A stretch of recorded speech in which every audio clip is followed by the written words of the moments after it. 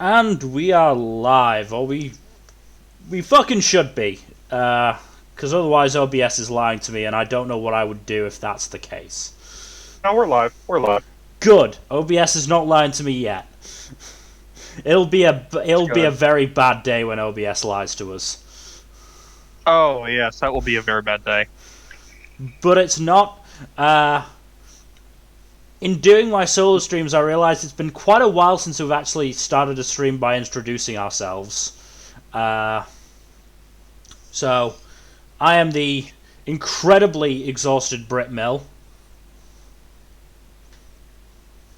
How exhausted are you today? Well, put it this way. I think I woke up... What was it? I think it was 3 o'clock in the 3 a.m. my time yesterday. And I've only had like maybe an hour or two sleep since then, and it's currently 1 a.m. So Going for the 24? as I said, I did manage to get a bit of a nap in. When did I get a bit of a nap in? That is something. I think it was just before noon. I managed to get a bit of a nap in. So, You need to work on your sleep schedule, dude. I wish I could, but the issue is I'm torn between fucking like this stuff and, you know, regular British life. It makes it hard. I'm sorry. I'm sorry we make it. It's fine. I'd rather be on this schedule than the British schedule, because frankly I hate everything about Britain. Understandable. I say as an American of Irish descent. I mean, to be fair, y'all are not that much better. Yes. America is not much better. Ireland is much better. Ireland has its own issues, like the fact that they can't get over their fucking religious differences. Yeah. All Yeah, of that, that is... all of that other stuff that, you know, the fucking English like to poke with a stick. Yes. The point is, all countries have their issues. It's just some countries are worse than others. Yeah, honestly, if I thought there was actually a better place I could move, I would move, but there really isn't. Problem is, most of the places that are statistically better are majority English-speaking nations. Even then, I don't think there's really any good country at the moment. The fucking world is really fucked up. I mean, you could go to, like, Sweden or Iceland or Switzerland. Switzerland is the home of the fucking, like, tax dodgers. Right. Sweden... Not really sure what's wrong with Sweden, but there's going to be something fucking wrong with it. And Iceland, I'm not going that far north. Actually, that's what's wrong with Sweden. It's too far north. Even though it might be just level with Britain. I don't remember my geography. They are level with each other. All right, then there's just something wrong with Sweden. I'm sure there is. I'm willing to bet it. I'm willing to bet there's something wrong with Sweden. I mean, it could be worse. I do remember. Do remember when I was a kid watching some fucking program. I can't remember what it was, but it mentioned something about South Korea having really fucking good internet speeds, and so I was like, I want to move to South Korea. Like, that doesn't have fucking problems. Boy, oh boy. Oh boy. No, Sweden's much further north than the UK. It's Denmark that's level. Right. Denmark and a bit of Norway. Well, a bit of Sweden. A bit of Sweden is level with Scotland. But even then, like, the vast majority of it isn't. Anyway, we've gotten way off topic for our first 5 minutes. We're doing more Tiermakers. We're doing Marvel stuff, MCU stuff. So we've got, as you can see here, movies and series tier list, and then we've got villains all set up. And if we get through those two quick enough, which I honestly doubt we will, we've got a big old fucking anime fight tier list that we're both kind of itching to get to. It's going to be really good. Oh yeah. I mean, I'll tell you what. I'm gonna try and find a good one. But I've just before we get started, I've gotten back into Game of Thrones. Oh, I'm so sorry. It's not that bad. I mean, here's the thing. I never actually felt that the last couple of seasons were as bad as everybody else said. Like, they weren't good, but I didn't think they were like scum of the earth. And the other thing is, it meant that I could I got the motivation to read probably the best Game of Thrones thing, which is the fan fiction where Ned Stark lives. It's really fucking good. If a bit cliche, and there's a couple of romances I'm not entirely sure I agree with, but fuck it. It's good enough that I don't really care. It's genuinely good, and honestly, the last chapter got me tearing up. Which surprised me. I genuinely didn't expect it, and just as I was reading, I just started to tear up, and I was like, well, this is happening. Okay, wow. I care about Ned Stark dying. Wow. Who would have thunk it? Yep. Also, it's incredibly goes against what canon will be. I'm 100% certain. Also, Tormund dies early, which is a shame. Ah well. I don't think I've ever seen Tommen live in any version of Game of Thrones. Oh, not Tommen. Tommen fucking dies. Tommen fucking dies. He has to die. Tormund Giantsbane. Oh. Yeah, he dies unfortunately early, which is a shame. Damn. I really like Tormund. Yeah. Also, Brienne dies. Brienne basically dies near the start. Aww. Yeah. It's a shame, but it's a logical conclusion because Catelyn's not there to tell her to fucking run when Renly gets assassinated, so she kind of just fights to the death. That fucking sucks. Yeah, it is a shame, but it makes sense. Most of the changes. Anyway, let's get started because we've been just fucking talking for 7.5 minutes. Yeah. All right. Movies and TV shows. So this one is very specifically limited in its scope. It is only the films of the MCU and TV shows that are. It's the Disney Plus shows. It's the Disney Plus shows. None of the Netflix shows. None of the streaming. No, not the streaming. None of the syndicated shows. Yeah. None of that. Is only the movies that are directly in the MCU and the Disney Plus shows. And even Incredible Hulk. Knight, Don't forget Incredible Hulk. We've also got that. Incredible Hulk is canon. Is that the German poster? I think it is. Possibly. No, the one you're thinking of that isn't canon is the Hulk, the 2004 Hulk movie that Ang Lee directed. I mean, here's the thing. I didn't watch Incredible Hulk because I was told it didn't actually matter. You're not wrong.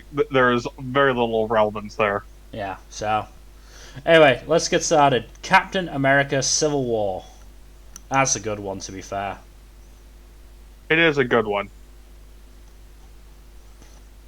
I wouldn't say S tier, though. I think S tier is valuing it too highly. I would say high A tier, then. A tier is fine. I'm fine with A tier. Yeah. OG the original Avengers. This one's a tricky one because the movie is extremely good and it is foundational, but it's kind of outmoded by a lot of future movies in terms of quality and scale. I'll also say kind of annoying when Cap and Iron Man have their bitching contest. Yeah. Also, the Whedonisms are really show on a rewatch. Well, those are minor nitpicks. B tier? B tier? Yeah. Mm-mm. No? I honestly think it's A tier. Low A tier, admittedly, but still A tier. I'd still say B tier. I mean, as you said, it's there's just not much scale, and while Loki is a very compelling villain, After a while, he kind of loses a lot of his threat. True, he is kind of a punk ass bitch. Like it's the final nail in the coffin is Hulk just fucking bodying him. To be fair, Hulk was always going to be able to body Loki. Yeah, I know, but like it's just like that was the moment when okay, yeah, Loki's mystique is kind of gone as a villain. Yeah. Avengers: Age of Ultron is substantially weaker than the first Avengers. Yeah, I mean, I do like Ultron. Like, I do think he's a fun villain. He's not like entirely compelling. Like most of his danger comes from the fact that there's just a fucking ton of him. Mm-hmm. I feel like the biggest issue with this movie, besides Ultron, is probably the meandering second act and the whole Natasha Bruce romance, which just doesn't work. I was gonna bring up the whole Black Widow Hulk romance, which just kind of weird considering it never ever goes anywhere after this. I mean, to be fair, admittedly, because Hulk is fucking gone, but you know, it's still just doesn't go anywhere. I'd say C tier. So I'm trying to remember. Maybe I'm trying to remember the second act. So you would say that was from when Ultron was up and around to Vision being made. Let's say. Yeah, that's the second act, and that's really meandering. Yeah, I mean, Thor goes off and does his own thing. They go to Everyone Hawkeye's else has house. cabin for fucking ages. Yeah, they just hang at Hawkeye's for a fucking age. Fun little battle in the city when they grab the Vision body, but Yeah.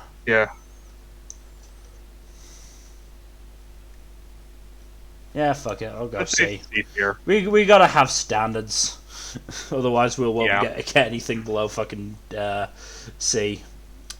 Also, with Age of Ultron, the quippiness is a really grating. Yeah, I like quips, unfortunately. So I like the quips, but like it gets like excessive during the climax. I think there's way too many clips during the climax. yeah, but I'm sorry, it's so darkly funny when fucking Pietro tells Hawkeye to keep up, old man, and Hawkeye just fucking draws his bow, just like nobody would know. Nobody would know. Oh, that was funny. That was funny. Last time I saw it, Ultron was sat on him. Yeah, couldn't do anything. I'll miss him, that quick little bastard. Yeah, well, I like Hawkeye in Age of Ultron. I like Hawkeye in general. Jeremy He's really Renner good. is I just fun. He was underutilized in Avengers, I think. Yeah. No, he definitely was. Speaking of a lack of Hawkeye, Infinity War. So this is going S tier, right? Yeah. I mean, what I would say is, I would question how much of its impact comes from what happens in Endgame. I mean, I think part of what makes Infinity War so good is that it's unique in the MCU as a movie with a villain protagonist. I'm more talking about how annoyed you can be at some of the very stupid decisions that are made. Ah, yes.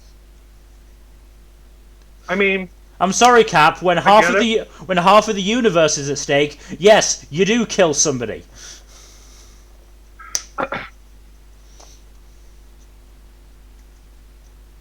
I'm sorry. That's the way the world works. Idealism isn't going to save that. That said, we do get short-haired Thor with heterochromia, which is, you know, very much my thing. Also, we get the whole, like, every single climax of this movie is excellent, from all the stuff that goes down on Titan with Guardians and Avengers versus Thanos, Strange's Wizard duel with Thanos, Thor arriving at Wakanda to turn the tide of the battle. All the shit that goes down in Wakanda is great. Yeah. It's just really good stuff. It is. It's the I just wanted movie to just really built yeah. well. I just wanted to put in like a negative, if you can even call it that. Just so we're That not is like wholly positive. that is just a really minor nitpick, though. Mm-hmm. Honestly, but I believe that's Endgame. yeah, that is Endgame, and I believe that also belongs in S tier. Cool. Yeah. Look, it's really hard to judge these movies super separately because they are kind of a package deal, but they also really complement each other really well. Mm. And both are excellent movies. We'll say the Thor fat jokes are some land well, some don't. Like, the Lebowski reference is funny. Some of the other stuff is not. I do appreciate that they do sometimes treat Thor's depression seriously, but I really wish they would they were more consistent on that. Don Cheadle's quips about it were fun though. Yeah, Don Cheadle is a lot funnier. Is really funny in this movie. I wish they used him for comedy more. Oh god, when he and Nebula are just watching fucking Quill Star-Lord dancing and singing, and he just goes, "So he's an idiot." Yeah. No, but this movie's really good. Like, yeah. my only issues with it are, as you said, the Thor fat jokes, and I really feel like I don't really think Natasha needed to die for this one. Mm-hmm. It should have been Clint. I'm sorry, it should have. Yeah, then we would have been deprived Hawkeye. It is a pretty good show, admittedly. Also, I feel like the Soul Stone was super fucking arbitrary. Mm. Just gotta come out and say it. I don't like what they did with the Soul Stone. Yeah. That's my biggest pet peeve with these two movies. It's like really fucking arbitrary way to just kill off characters. Yeah. First, Guardians of the Galaxy. Are we going A or S tier for this one? I really like this movie. So I've sort of soured on the Guardians of the Galaxy in general. Is it because of certain... I mean, Chris Pratt doesn't help. But I've also sort of gone to the point where, like... I've gone past the point where their bickering is funny, and I'm more into how the fuck are these guys friends and how are they still hanging around with each other. It's not quite as bad in the first one, because obviously they don't know each other. But it is quite bad in the second one of just, Jesus Christ, you're still hanging around with each other when you're just constantly fucking insulting each other. Yeah, I can see that. So, A tier then? Yeah. I'll go below Civil War as well. Mm. But I will say, always gonna love Batista. I mean, he was the reason. Great. He was the reason I watched Guardians in the first place. Because at that point, I wasn't even like. I was not bothered about the MCU at that point. I only watched it for Batista. Nice. So 2. Guardians 2 would probably a B tier. Yeah. Because it has really strong theming, honestly. I wouldn't put it above Avengers. Oh, okay. I'd still... Original Avengers is still a really good movie, in my opinion. That said, my big issue with Guardians 2 is just the fact that sniping does get so very old in this one. I can see that. I mean, one of the big themes of the movie is toxic relationships and abusive relationships, so yeah, I can understand what they were going for there. But yeah, I'm also just not sure how much the other Guardians really other than Gamora really had to do in terms of actual character work? I think it was mostly Gamora and Peter. Gamora, Quill, and Rocket. Yondu. Rocket. Rocket also had a bit to do with in his time with Yondu. A little bit, but not that much. He was mostly just pissing himself at Taserface, which, get it. Funny joke. I get Funny it. Joke. I would laugh at Taserface as well. Yes. Also, the extended gag of Baby Groot trying to find the right thing.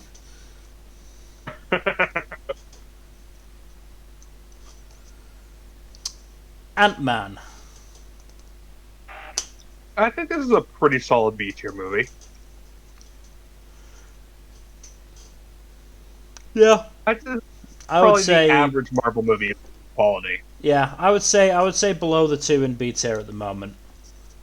I'd say this is the good bottom of B tier one. Yeah. This is a good placeholder for the bottom of B tier. Mm-hmm. Very, very solid average for the Marvel movies, you know? Yeah. At the end of the day, the issue is that would you say that Scott and Hope have that much chemistry? Hard to say. Yeah. I think they probably have more in the second movie, but it's hard for me. I think it's slightly better well. in this. I think it's slightly better in the second movie. I don't think it's great in this one, and the villain is kind of forgettable. Oh, super forgettable. I remember his villain name is Yellow Jacket. I don't remember what his actual name is. I think it's Darren Cross or some shit. Oh yeah, Cross. That's right. Also, he just turns people into small goops of meat for whatever fucking reason. He's batshit insane or something. I mean, they don't really elaborate too much on that. He's a billionaire CEO. Fair enough. Ant-Man and the Wasp. I do think this was better than the first Ant-Man.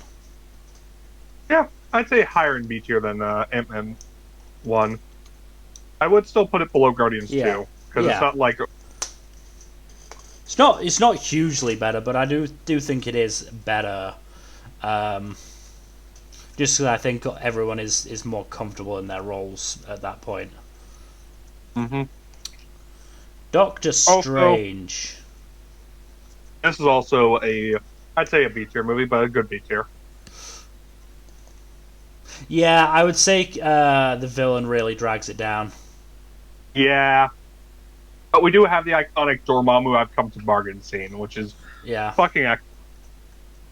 And we also have Wong. Mm. Oh, Wong. So where do you think that puts it in B tier? I would say above Guardians, below Avengers. Sounds good to me. I love Wong so much. I really do. Wong is great. I am so glad he's sticking around. Yeah. The very first Iron Man. So this is obviously A or S tier. Obviously. This is the foundation. Obviously, yeah. It's also just a really good movie in general. What really gets me about this movie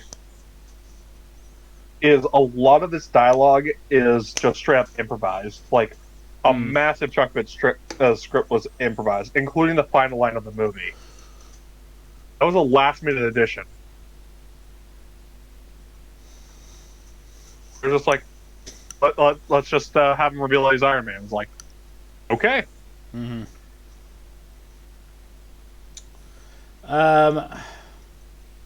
So Obadiah Stane isn't great. I mean, he's hammy as fuck, but he's not amazing. I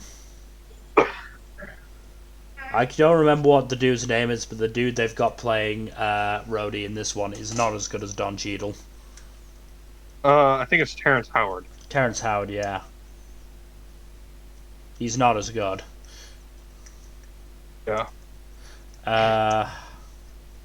Trying to remember what else from this film. To be fair, I do think this is probably the best of the 3 solo Iron Man movies. Yes. I'm inclined to agree. I'd say this one is easily A tier. I don't know if it's S tier or not. I don't think S tier. I'd say top of A. Top of A seems good. Because it is like the foundational movie of the whole franchise. Yeah. And also, it besides the villain, it is a pretty well structured movie. Yeah. Also, it is very funny. Spider-Man Homecoming. Spider-Man Homecoming. I'd say S tier. Wow, okay. I really like this movie. It's really good. I thought we were going to work our way up with the Spider-Man movies, but okay. Honestly, of the 3 Spider-Man movies, I think Far From Home is overall my least favorite, but still a good movie.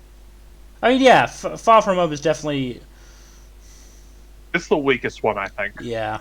But Homecoming is really good. It is extremely good. It is a fairly self-contained movie. And it also just has a really good villain. Villain Michael is Keaton good. is fucking fantastic. Yeah. I will say it's low S tier, but it's still S tier in my opinion.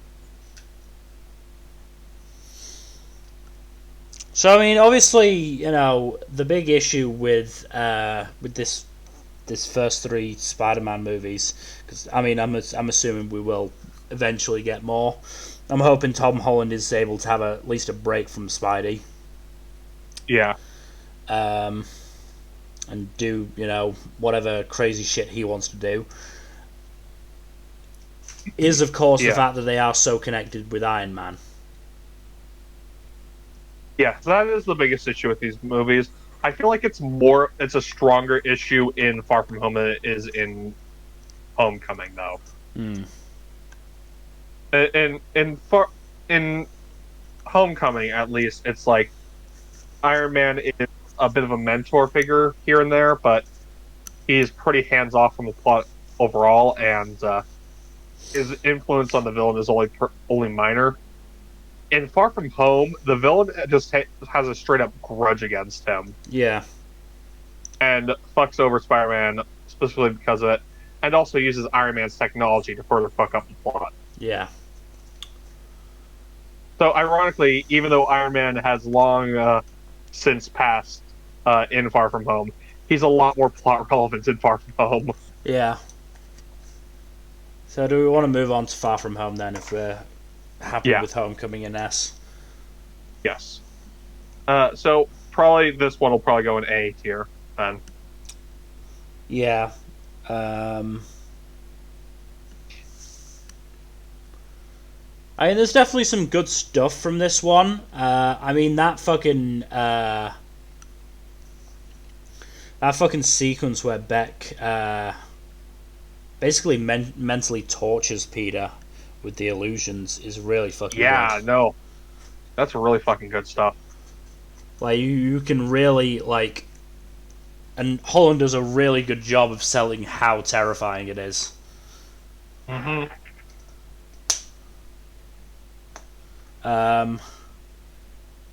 We still don't have any don't really have any resolution to fucking Nick Fury being a Skrull yet, do we? Nope. I doubt we will for a while. Though Secret Invasion has been being filmed, so... Yeah. So we're going to see it at some point. It's just, we're not going to see it for a hot minute. Yeah. I don't expect Secret Invasion until at least sometime late next year. I mean, where in A tier do you want to put this one? Yeah. I think above Guardians, but below Civil War. Seems fair. Now, No Way Home on the other hand. No Way Home is going in S. It's just a Of question course. of where. Because No Way Home was really fucking good. I put it above Homecoming. Obviously above Homecoming. I'd put it above Infinity War. You think? Yeah. I can see that. Look, I really liked it, and I haven't even really properly watched the Raimi Spider-Man and the other one. Goes Raimi and Amazing, is it? Or is Raimi Amazing? I can't fucking remember. Oh, Raimi is the original Spider-Man trilogy from the early 2000s. Right, so it's Raimi and Amazing. Yeah, the Raimi trilogy and the Amazing movies. Yeah, I've not watched those. I Yeah. I vaguely remember. I think Raimi 3 being put on at my after school club, but because I do remember Venom and being confused. Raimi 3 was. Being confused why Spider-Man was being a dick, and then I just went, fuck it, and went back to whatever the fuck I was doing. Probably either reading or Game Boy. Because that's mostly what I did at my after-school club, reading or Game Boy. Oh, hey, me too.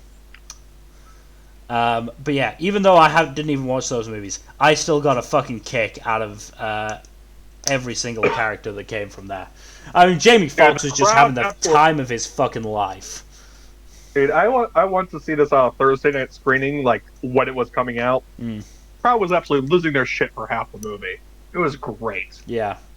But yeah, Jamie Foxx was just fucking having a blast. Dude, all of the villain actors were having a blast. Willem Dafoe was fucking phenomenal in that movie. Willem Dafoe was fantastic. Fucking Sandman. Yes. Oh god, when Peter accidentally transported the tree to the cell, it was like, is that a tree villain? No, dude, it's just a tree. Don't worry, it's just a tree. I would say the only bad thing is that Lizard Dude didn't really get anything to do. Yeah. Also, they kept both Lizard and Salmon in CG for most of the movie, so... Yeah. I mean, that's probably why neither of those two really got much to do. Mm-hmm. I'm glad what they did with especially Doc Ock and Green Goblin. Oh, no, they did wonderful work with those two. I mean, fucking Defoe going, I'll come back, but only if I can do my own stunts. And it's like, how old are you again? Does your insurance cover this? Willem Dafoe is just a fantastic actor, honestly. Yeah. Actually, yeah, I've just remembered this. It is very clear that they were, like, CGIing Defoe, because even after Peter had pounded on him for quite a while, his face showed no battle damage. Like Peter had a fucking ton of it, but fucking Defoe had none.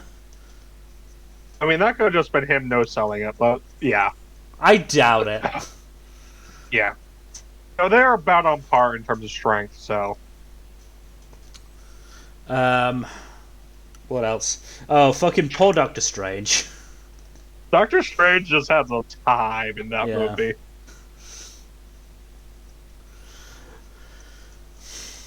Speaking of Doctor Strange, he's going to have even more of a time in the next movie. Yeah. That's going to be... Have you heard it's already banned in Saudi Arabia? Why? Cause what's her fucking name? Because of America? I think so, yeah. America Chavez? Yeah. Oh yeah, she's gay. So yeah, so they banned it. Saudi Arabia then. So they banned it. Like, yeah, just like, fuck Saudi Arabia. Fuck Saudi Arabia in general. Yeah, they're kind of very misogynistic there. And, you know, and there's a lot of bigots there. Yeah, it's just not a fun country. Yeah, not a fun country at all. They're the ones missing out, so it's on them. Yeah. So, Black Panther. A tier. It's a pretty good movie. Yeah. A-tier. I don't think it's quite good enough to be S, but I think it's a pretty solid A tier. I think it's pretty solid to high A tier, yeah. I'd say above Far From Home. Yeah. But not quite. I wouldn't put it above Civil War, though. I also think Chadwick Boseman does a better performance in Civil War than he does in Black Panther.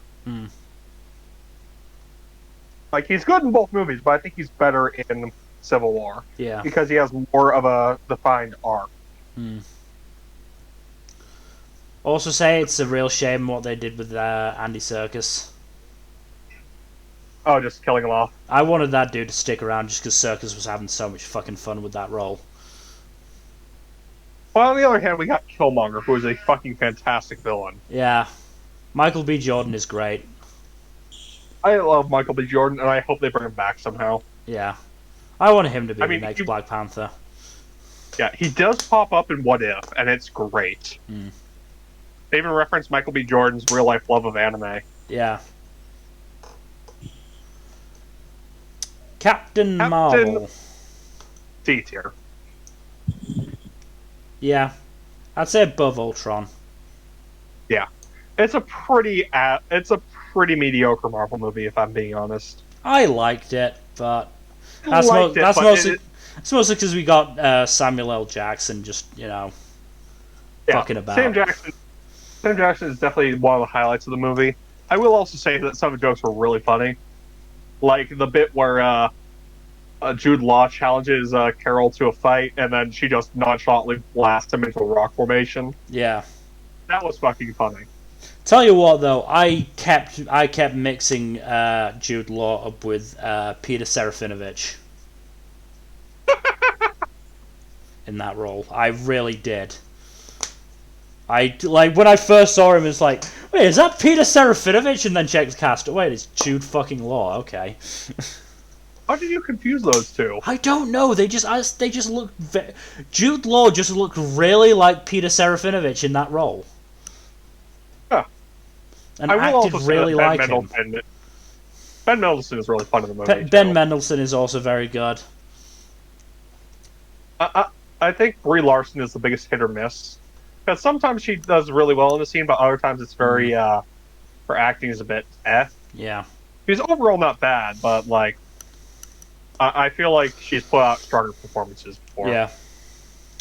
And here we come to the trio that I haven't fucking seen yet, so... Black Widow is the weakest of that trio. Black Widow is a C-tier movie. Where in C? Below Age of Ultron. Alright. I feel like this one is handicapped most by the timing. This movie should have come out a lot earlier. Oh yeah, that should have come out pre-Infinity War. It should have come out either pre-Infinity War or between Infinity War and Endgame. It should not have come out post-Endgame if they were going to kill off Black Widow. Yeah. That really kneecaps the movie. Mm-hmm. But I hear good things about a Yelena. Yelena is the highlight of the movie. Who is played by Florence Pugh, if I remember correctly. Florence Pugh, yes. She is fantastic. I love her dearly. Who, before this, I knew mostly from her appearances on the Scrubs podcast, because she's Zach Braff's girlfriend. Huh. Wow. Yeah, I really wish this movie was made earlier. Yeah. This movie really should have been made earlier. Shang-Chi. Shang-Chi is a very good movie. I'll get to it eventually. It has the best action in the MCU, in my opinion. And if nothing else, I'd watch it for Wong. Wong is great. He doesn't show up much, but he is fun in it. I don't care. Just give me Wong. Yes, this movie is very good. It is basically what if someone made a martial arts movie and set it in the MCU. That's what it is, and it is fucking fantastic. Also, Wenwu is one of the best MCU villains. Cool. Period.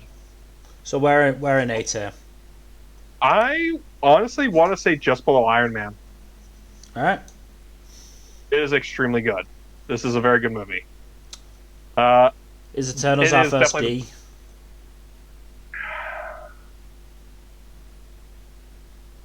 I don't want to put it in D, but at the same time, it's a very this is a movie that would really have been better served by being a miniseries.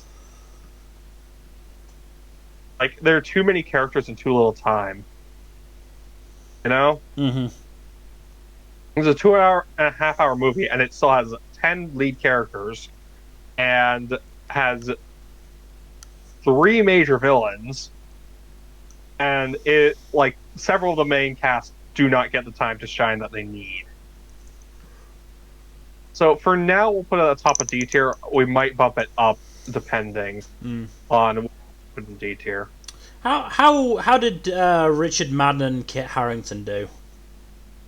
They did pretty good. Those are the names that jumped out at me when I saw the cast list. Obviously, because of Game of Thrones. Kit Harington isn't in the movie much.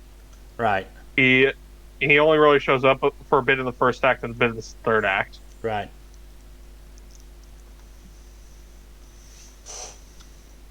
WandaVision, the first TV show on here.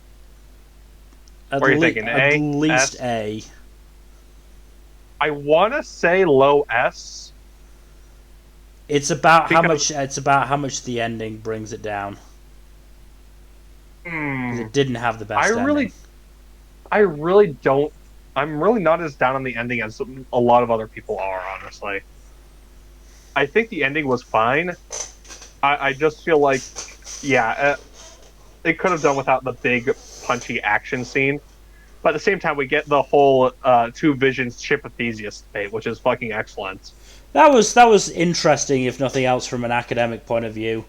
And there's also the fact that Wanda kind of gets away with, brainwashing an entire town. To be fair, she didn't realize she was brainwashing them at first. No, she didn't, but there's still an element of culpability there. I get Also, it. they killed Sparky. It was Agatha who killed Sparky. Also, yeah, they recast Pietro. The jokes in the show are really fucking funny. Yeah. I'm so glad to see Darcy back. She was one of my favourite parts of the first two Thor films. And I managed to stay completely unspoiled about her being there. So... Yeah, nice surprise then, huh? Yeah, so it's just really nice to get to see her and just for 4 or 5 episodes just sit there eating popcorn, just watching this along with us and just get gasping. Yeah, honestly, I feel like WandaVision did better with Darcy and Jimmy Woo than the Jimmy Woo. I love Jimmy Woo. Even though my endearing memory of his fucking actor is the fucking clinic patient in House who tried to give himself a circumcision. Oh. Got a pair of box cutters and sterilized them, but it didn't go well. Oh, that is fucking nasty. He had to have his Twinkie put back in the wrapper. Oh. Why are you free? Oh man, what the hell, man?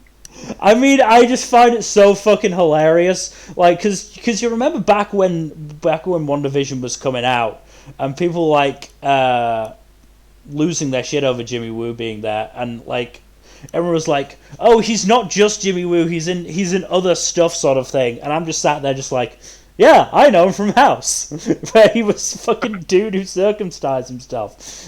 That's what he wants to be remembered for, right?" God, I still think this is S tier.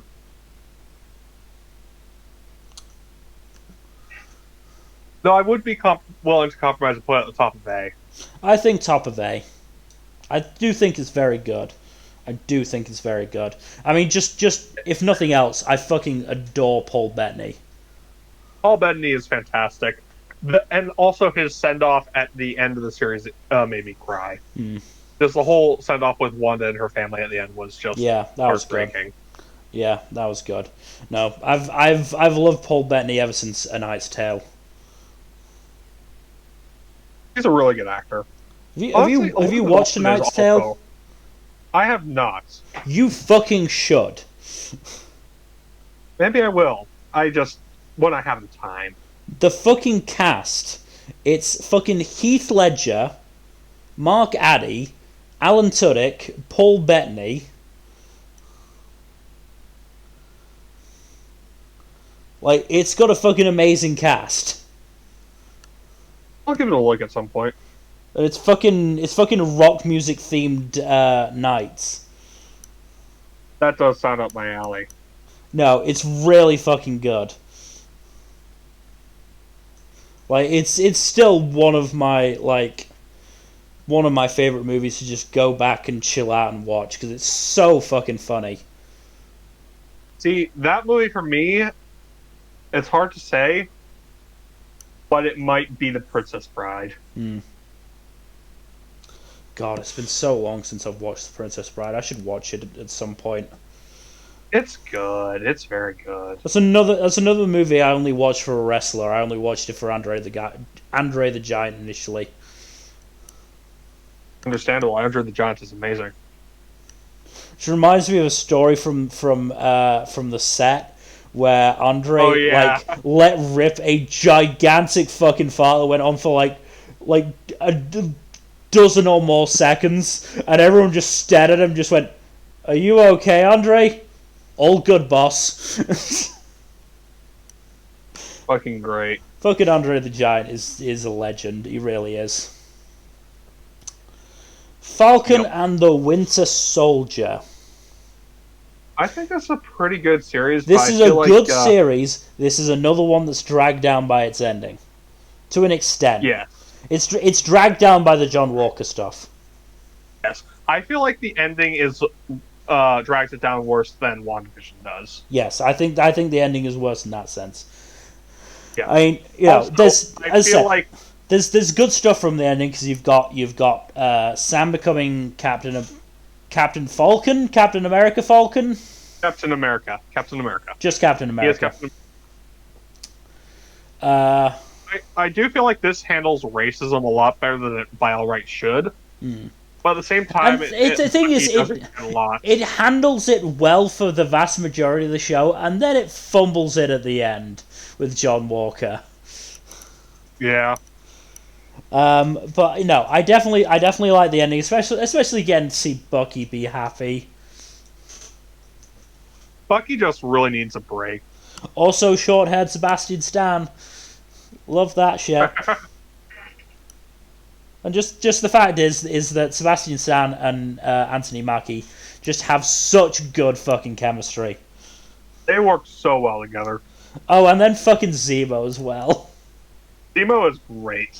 As soon as I saw that fucking dancing scene, I was like, that's a meme now. That's a fucking meme. I will also say that I do have mild issues with how they handled Sharon. Yes, that's another one that's not amazing. I really don't understand why they made her a villain. Yeah. I have a feeling it's the fact that they forgot about her after Civil War, and then was like, okay, who's a character who isn't going to wreck the power scaling of the series? Because they obviously will have had to work really hard with the power scaling of this series. Because they can't have anybody too strong in this series.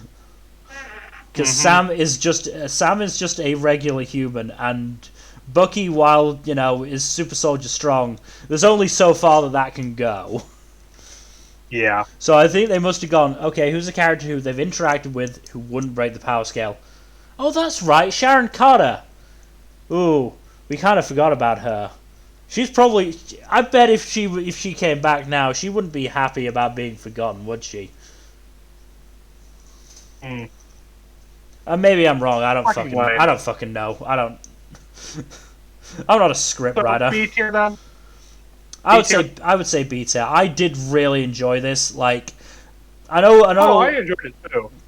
I know a lot of people shit on it for not being, really much superhero going on. It was very much more a more grounded series in terms of the combat, but yeah, I honestly enjoyed it for the contrast because of that. Yeah. Honestly, I'm glad we had this one. Yeah. Where in B do you want to put it?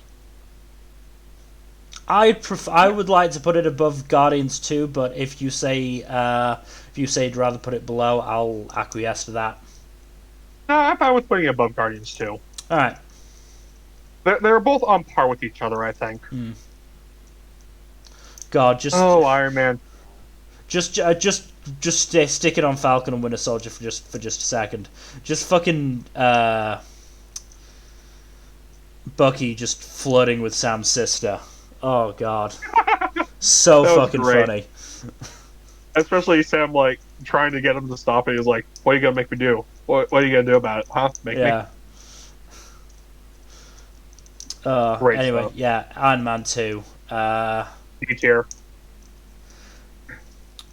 So This is Mickey Rourke does as well as he can do with his character, but it's still not enough. this movie is just one of the weakest of the MCU. If Yeah. I'm being honest, there are only two movies which I think could be argued to be weaker, and we haven't covered them yet. Yeah. I will give them credit for the fucking business dude who was just the right amount of smarm. Oh, Justin Hammer. Yeah, he was good. Oh. I enjoyed him.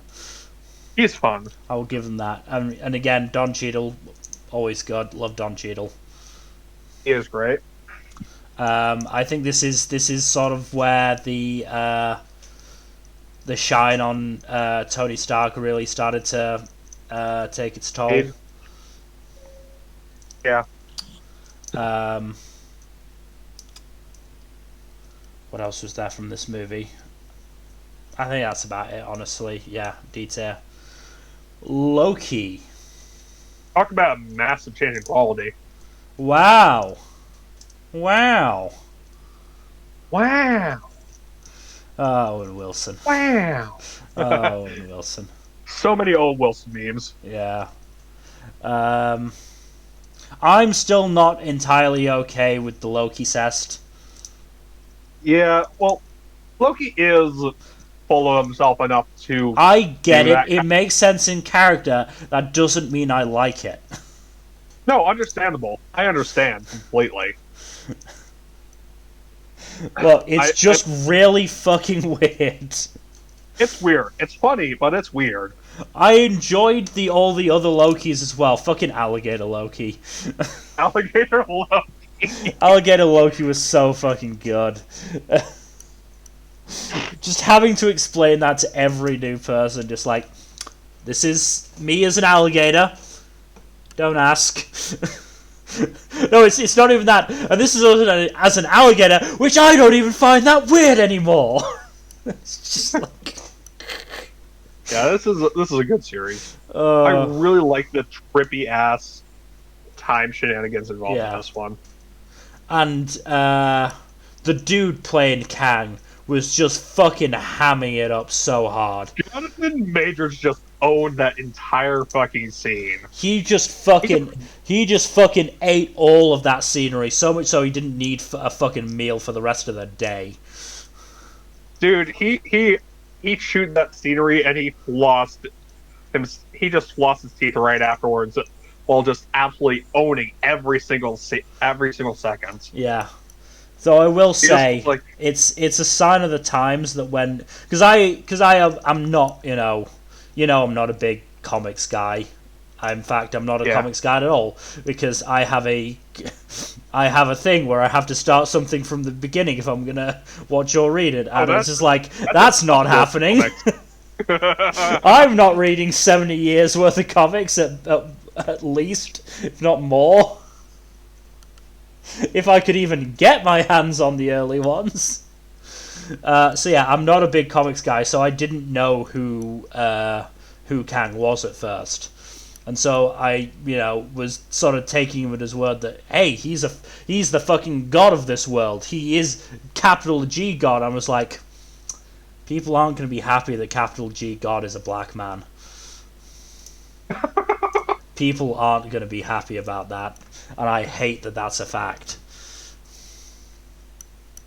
I mean, most people are fine with Morgan Freeman being God. Yeah, but that's Morgan Freeman. I'm not sure even the racists can complain about him. Morgan Freeman is a phenomenal actor. And if it turns out God does look like Morgan Freeman, I would say, yeah, that makes sense. Funny story related to... I'm fairly sure it was Morgan Freeman. So one of the times that I was in America, in LA, I think it was my first year in LA, to obviously go to Anime Expo. I went to the Wax Museum in Hollywood. Oh, neat. I mean, I did quite a bit in Hollywood that particular day. Went to the Museum of Serial Killers, which was a thing. Appropriately disturbing? Yeah, it was weird. Also went to the Museum of Broken Relationships. That was just sad. Ouch. I was hoping for some more funny breakups, but no, it was just sad. And then, yeah, as I said, I went to the wax museums, and the first few I saw was like, these don't look real. This is slightly disappointing. I was hoping they'd look a little bit more real. Then I walked into a room, nearly walked in somebody, apologized, turned. It was Morgan Freeman in wax form. I was like, actual Morgan Freeman? No, it was just in wax form. I was like, okay, yeah, they've got me. Okay, they've earned their money from this one. Though in terms of celebrities, I will add the caveat that I am not sure, but because it's Hollywood, there is a distinct possibility I might have walked past Mads Mikkelsen as he entered a Starbucks. Oh, dang. I might have. As I said, I don't know. I honestly barely remember the encounter now. At the time, I did think it looked like Mads Mikkelsen. I was about to go, there's no way it was him. And I thought, this is Hollywood. This is more likely than any other place on Earth, probably. That was also the place where I saw somebody go to pay for their coffee and they had like a fuck ton of $100 bills in their wallet. That sounds like Hollywood, yeah. Yeah, Hollywood is a different place. But yeah, Loki, easy A tier if not S tier, I think. That really depends on if you want to say it's better or worse than WandaVision. Yeah. And it's really hard to say, because Loki has a weirder middle, but it has a stronger ending. Honestly, as much as I love Paul Bettany, as much as I think Wanda's actress, I'm blanking the name. I'm sorry. Elizabeth Olsen. That was the name I had in my head, but I couldn't be sure. And as much as I do think Elizabeth Olsen did a fantastic job, I'm sorry, Tom Hiddleston is just superb. He is excellent. Like, he is there is a reason he has been kept around for so long, and it's because he just does such a fantastic job. He does. He is a phenomenal actor. So I personally am saying low S. Okay, I can see that. What if? Haven't watched it, so this is all you. So this one is hard to rank because, like, you have some really good episodes and you have some really bad, really weak episodes. So you kind of have to average it out because this is a lot more episodic than everything else. Yeah. I mean, like it's really good. Yeah. But what I'm hearing is high C, low B. I'd say high C. Above Captain Marvel? It is above Captain Marvel, yeah. It's a fun series and all, but like some of the episodes just don't hit that well. Mm-hmm. Like, you have really good episodes, like the Doctor Strange one is excellent. Yeah. But yeah. Hawkeye. Haven't watched it yet. I'll get to it. I will. This one's really good. Oh, I do think this... That reminds me, when we talked about No Way Home, we didn't talk about the fact that Matt fucking Murdock is in it. Oh, yeah. Fucking yeah. Again, I haven't watched the Daredevil series, but that still got me hyped. Yeah, it's fucking great. Yeah, no, Hawkeye's a pretty good series. I wouldn't put it nearly as good as Loki or WandaVision, but yeah. I still think it's pretty good. I don't think it's quite A tier, but I think it's a solid, fairly high B tier. I put it around the area of Falcon and Winter Soldier. Right. In that ballpark. Above or below it? Hmm. It's got a dog on the poster. Above. Yeah. Best doggo. Moon Knight, which is still airing, if I'm not mistaken. It is still airing, so that makes it really hard to rank because it is not finished yet. Mm. I will say that Oscar Isaac is fucking amazing Yeah. because he's playing multiple different people. And he just does a bang up job with it. Yeah. Because he's Oscar fucking Isaac.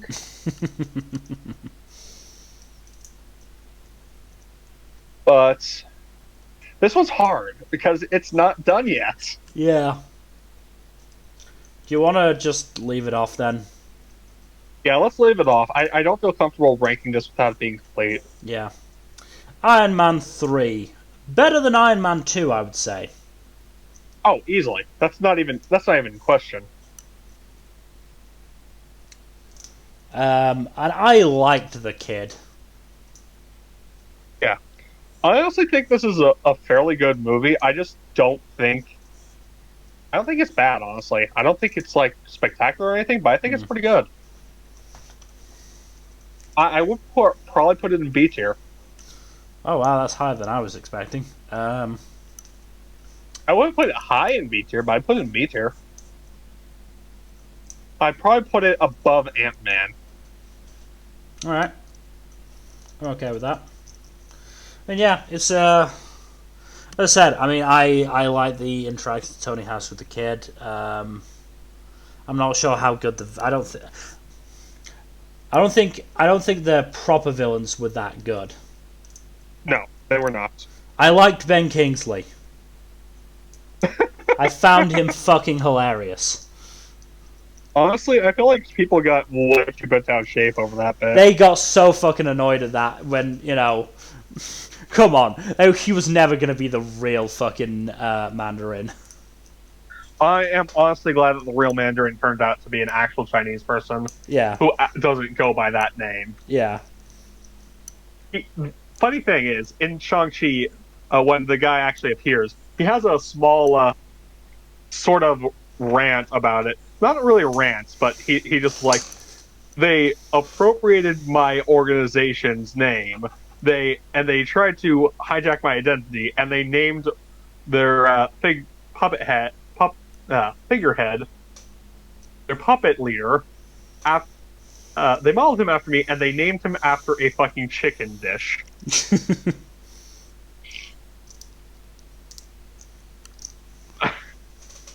It's a really good monologue. You really should watch Shang-Chi. I should. As I said, I will definitely get to it at some point, if nothing else for Wong. But Incredible Hulk. D tier. Bottom D tier. For now. Thor 1. I think this is a C tier. I mean, it's not a bad movie, but it's still pretty. It's still pretty weak compared to a lot of the later stuff. Yeah. I'd say high C tier, but still C tier. Above or below What If? Below. Do. Thor: The Dark World. Yeah. Yep. As it should be. I think we all knew that was happening. Like, there's no question. It is the weakest movie in the entire franchise. Yeah. I feel bad for saying that, but I honestly don't. This, on the other hand, Thor Ragnarok. A or S tier? I think S tier. I think S tier. I love this movie. This is a fucking amazing movie. Again, it's the fact that you've got fucking Chris Hemsworth and Tom Hiddleston playing off each other, which is always great. Then you throw Mark Ruffalo and Tessa Thompson into the mix, and you get absolutely amazing absolute chemistry fucking across gold. the board. You've got fucking Kate Blanchett just eviling it up. Kate Blanchett can chew the scenery with the best of them, and it fucking nails it. Jeff Goldblum is also great. Speaking of fucking chewing the scenery, you've got Ian Goldblum. Jeff Goldblum, Goldblum, sorry. You're confusing him with Ian Malcolm. Yeah, I associate him with Ian Malcolm. I'm sorry. I mean, it is probably his most famous role, so. It's just what I associate him with. I'm Jeff blaming Goldblum. Jeff Goldblum. Fucking great. Yeah, Jeff Goldblum is fantastic. Oh god, that fucking scene. And fucking Korg Meek. Yes. But yeah, that fucking scene where Thor is about to face the champion, and then he sees it's Hulk, and he's just so happy. He's like, Loki, look who it is, and Loki's like, I have to leave now. Loki just getting straight PTSD flashbacks. Please let me leave now. Oh, and then the fucking story about fucking Loki turning into a snake and stabbing Thor, and just Loki in the background is smiling, just good times. Also, just the whole sex party ship. Yeah. This is a really good movie. Yeah. This is a really good movie. Where in S tier do you want to put it? I honestly want to put it above Infinity War. You know what? I really like this movie. Oh, and fucking immigrant movie. song as Thor just tears through the undead minions. Yes. Great stuff. Oh, Great and stuff. just the fucking start of the movie, Thor just fucking bodying Surtur. That was also really great. Also, they got fucking Clancy Brown to voice Surtur. Yeah, just basically the opening lines of Thor, son of Odin, Surtur, son of a bitch, you're still alive. And then arriving in Asgard and fucking Matt Damon playing Loki, I think. Yeah. I think it's Sam Neill playing Odin. Yeah, and Sam Neill playing Odin, that's right. And then fucking Anthony Hopkins in basically some of his last scenes as Odin, just getting to ham it the fuck up as Loki Odin. Yeah. You know he was having the time of his fucking life doing that. I'm kind of sad that they wrote him out. Yeah. Oh god, and then when they get to the fucking home, Loki's like, I left him right here. What, on the sidewalk or where the building's being destroyed? Also, Loki getting absolutely fucked up by Doctor Strange. I have been falling for 30 minutes! That's a really good. Just the entire Doctor Strange scene, anyway. Taika Waititi is a fantastic writer-director, and I'm so glad he's writing Thor 4. Yeah. Oh god, just from the fucking trailer, all those memes that about fucking Chris Pratt having to be annoyed about by Star-Lord. And having shipsies with Thor. Anyway, yeah, I want to put it between No Way Home and Infinity War. Honestly, understandable. OG Captain America. First Avenger. I really liked this. Yeah, I think this is probably a high B, low A. Yeah. I wouldn't put it above Avenger, but I still think it's high B. So here's my rationale. I want to put it above Guardians, but below Far From Home. Oh, that's high. Yeah, my rationale is that I hate that I'm tired. I'm blanking on fucking Red Skull's actor's name. Hugo Weaving, that's it. I remember him as, Elrond and Agent Smith. I forget his name more often than not.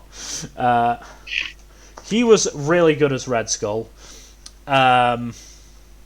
He was. You've got the fucking Doctor. Doctor, what's his face? Dr. Erskine. He was good. He was Stanley Tucci. Yeah. Like he very much reminded me of the German dentist from Django Unchained. Oh yeah, yeah. Just That that guy's played by Christoph Waltz, who is also fantastic. Oh no, he's also fantastic. I'm just saying that they had very similar vibes of just this very dry wit to me. Yes. Again, short-haired Sebastian Stan is best Sebastian Stan. You've got Captain America and Peggy Carter. Yeah, Peggy Carter. I love Peggy Carter, and if there is anything that is going to convince me to watch Agent Carter, it is her. Because I fucking love how she did in this role. You've got the Howling Commandos. You've got young Howard Stark, who, oh boy, that mustache does things. I'm sorry, he is the epitome of just like 40s and 50s cool, and I love him. No, you're not wrong. Dominic Cooper, I think, is his actor. Dominic Cooper. Yeah. Yep. Good actor. And then you've got, oh god, again, I'm blanking on names today. I'm getting roles, but I'm blanking names. Fucking, What's the role? the fucking general, in Men in Black. Oh, Phillips. Colonel Phillips, right? Colonel Phillips. Who is the actor? Tommy Lee Jones, that's it, Tommy Lee Jones. He's great. Tommy Lee Jones, again, just playing a crotchety old dude, just fucking, I don't care about this superhero shit.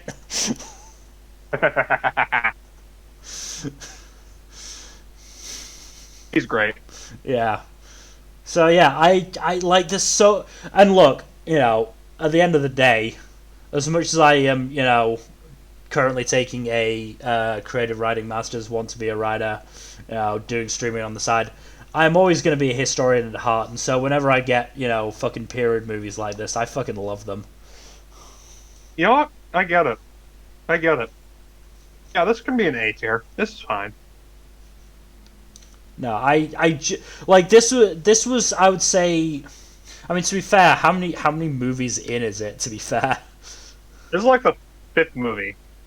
Yeah, because what we've got Iron Man 1 and 2 definitely. If we count Hulk, that's 3, and then we've got Thor 1. Yep, those are the only movies before this one. Yeah, I mean, this was definitely my favorite of Phase 1. I liked Avengers more, but I will concede that Captain America 1 is a good movie. Yeah, but this was the movie that I really went, okay, yeah, I'm liking where the MCU is going. This is getting me now. I'm enjoying myself. So that was the movie that sold you on it. Yeah. Gotcha. I mean, to be fair, by that point, I had already watched Iron Man and Thor before I started my binge, so I did know about them. And obviously, Iron Man 2 is Iron Man 2. And I didn't even watch Incredible Hulk, so I can't really say, you know, it's not like this was, you know, like 8-9 movies in. But, you know, this was to put it in One Piece terms, this was the Arlong Park. Yes. But finally, Captain America, the Winter Soldier. We're ending strong on this one. This one's a good movie. This one is a good movie. I think this is better than First Avenger. I think this is a solid high A tier, if not an S. Yeah. I mean, we're going back to Ultron a bit here to say it's really weird that in this movie they had little bits of ship tease between Natasha and Cap, and then in Ultron they just sort of put that aside for Hulk. Yeah, no, that's weird. Didn't go anywhere. There were so many other better, more viable love interests to use for Natasha. Yeah, and they chose the worst option. Oh, we didn't. Somehow. We didn't. I mean, this and Civil War. Really weird that Cap was romancing his love interest's granddaughter, I think? Grandniece.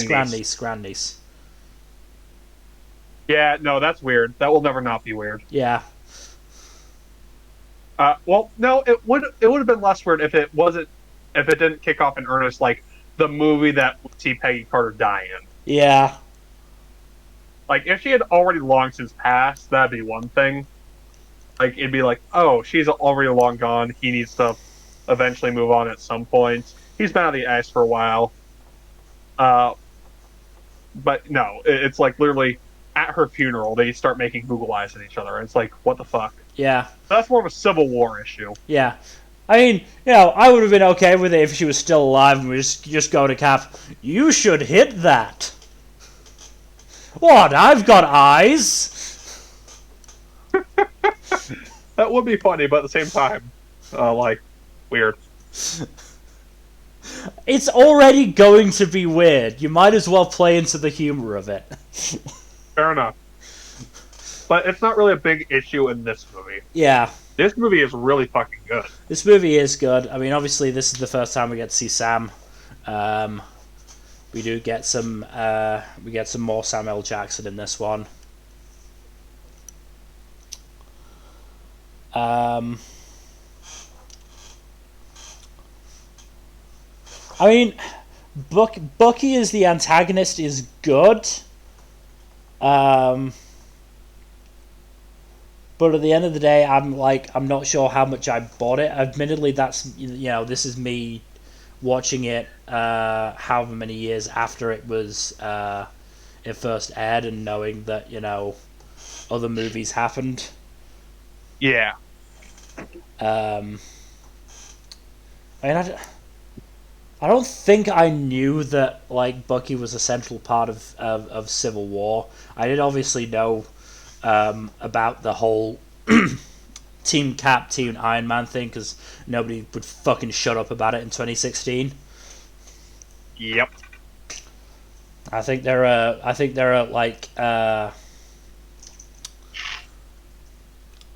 isolated tribes in some island in the middle of the ocean that had to pick Team Cap or Team Iron Man.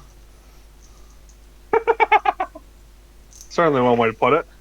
Because genuinely, that was fucking everywhere. Yes, it was. That was around more than Infinity War and Endgame, I would say. Yeah.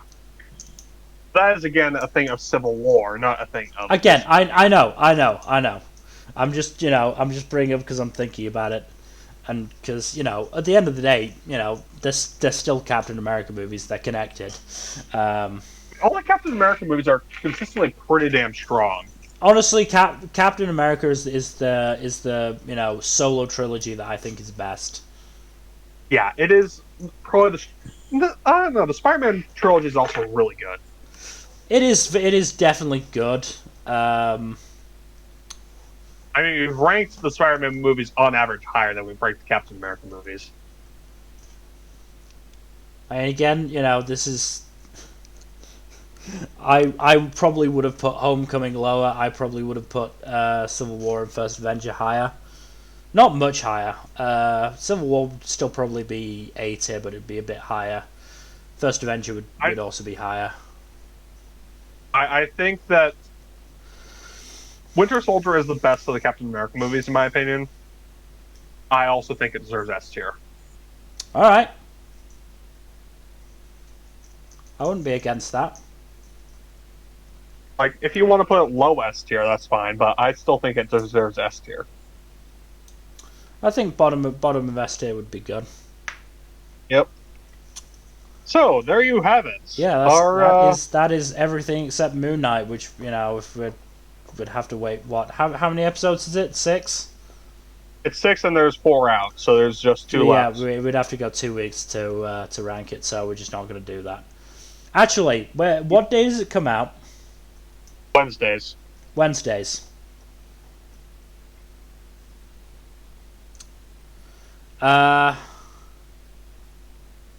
Be 2 weeks from then. No, 1 week from next Wednesday. 1 week from next Wednesday Is the last episode. So here's the thing: the archive will be coming out 2 weeks today, which does mean all of Moon Knight will be out by then. Oh wow, that's pretty nutty. We obviously won't be able to do it for the archive, But considering I do tweet out every tier list we do, I'll obviously save this now, just in case we can't get it. Well, if nothing else, this will allow saving it now will give me a thing to work from, so I can if I have to, I can do it all again, and then we can add Moon Knight. Yeah. So that's some incentive for you. Follow us on Twitter. Let me just get the @ I should know this off by heart, considering it is our @ but I don't, because I barely have to type it in. @Storytime_net. Follow us there. In 2 weeks, you'll get the tweet about where Moon Knight is, if you are that invested, which maybe you are.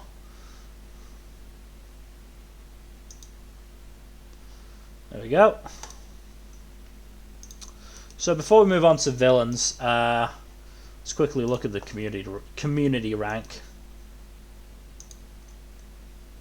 Unsurprising. Yeah, Infinity War above Endgame is interesting, though.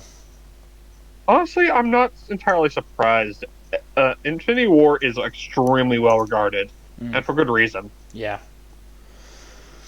None of these tier rankings surprise me so far. No Way Home, Guardians of the Galaxy, Avengers, Ragnarok, Civil War. First Avenger in C tier. Loki and WandaVision in C tier. Shang-Chi in C tier, that's weird. Yeah, C tier is weird. I'm not surprised by E or F tiers. And most people apparently just have not seen Incredible Hulk or Eternals. Yeah. And I guess not enough people have seen Moon Knight either. Probably not. It's a very new one, so yeah, not surprising. So, moving on now to the villains list. And we're starting with, the Big Daddy. Big Daddy Thanos. I love how we're on the same page with that one. He's Big Daddy Thanos. He's winning this. Oh yeah, no, he's easy S tier. Yeah. That's not even a question. Now we have whatever the fuck this guy is. I think it's Cole Obsidian. Yeah. I was gonna say I'm fairly sure he's one of Thanos' nukes. Yeah, he's one of Thanos' high-ranking goons. He has very little story impact. I think he has the least story impact of any of Thanos' goons. So is he the one who showed up with the Ebony Maw? Correct. So he's the one who gets yeeted by Iron Man. Gets his hand cut off by Wong. And he gets floated by Banner in the Hulkbuster suit. Yeah. Yeah, I don't think that things are going to go very well for him. D or F tier? What do you think? I don't think he's quite F tier. He's nothing. He's not bad. We're saving F tier for the bad villains. He's, as I said, he's just nothing. Vulture. Well, here's another S tier. Honestly, Vulture is extremely good. If he's not S tier, he's A tier. I mean, definitely A tier. I'm trying to think about S tier. Who I'm considering putting in S tier. There aren't that many that I would consider an S tier, and very few would surpass Vulture in terms of just sheer quality of character. I mean, Michael Keaton does a fantastic job. Michael Keaton is fucking excellent. I mean, that scene inside the car. Yeah. That is very good. You know what? Why not? Let's put him in S tier for now. If we can reconsider and put him top of A tier if decide otherwise. Agatha. Agatha all along should go in A tier for Agatha.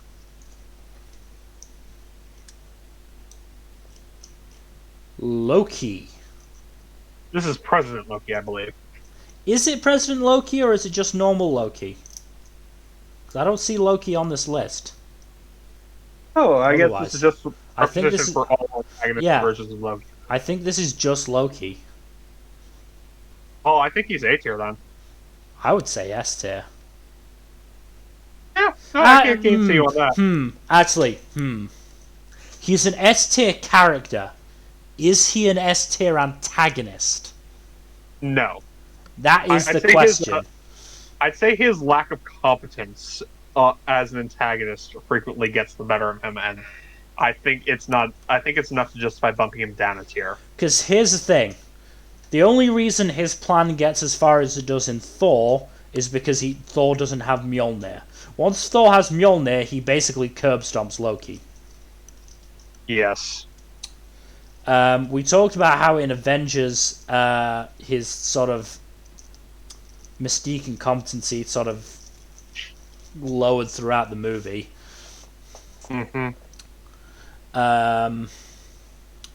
He's not really a villain in Thor: The Dark World, let's be honest. No, he's an anti-hero at that point. I mean, that's and he's not even close in Ragnarok. He's not a villain anymore. No, he's not a villain in Ragnarok, not at all. He is true Loki by that point, the fucking trickster, who everyone is like, yeah, that's Loki, alright. Yep. So A tier, I think.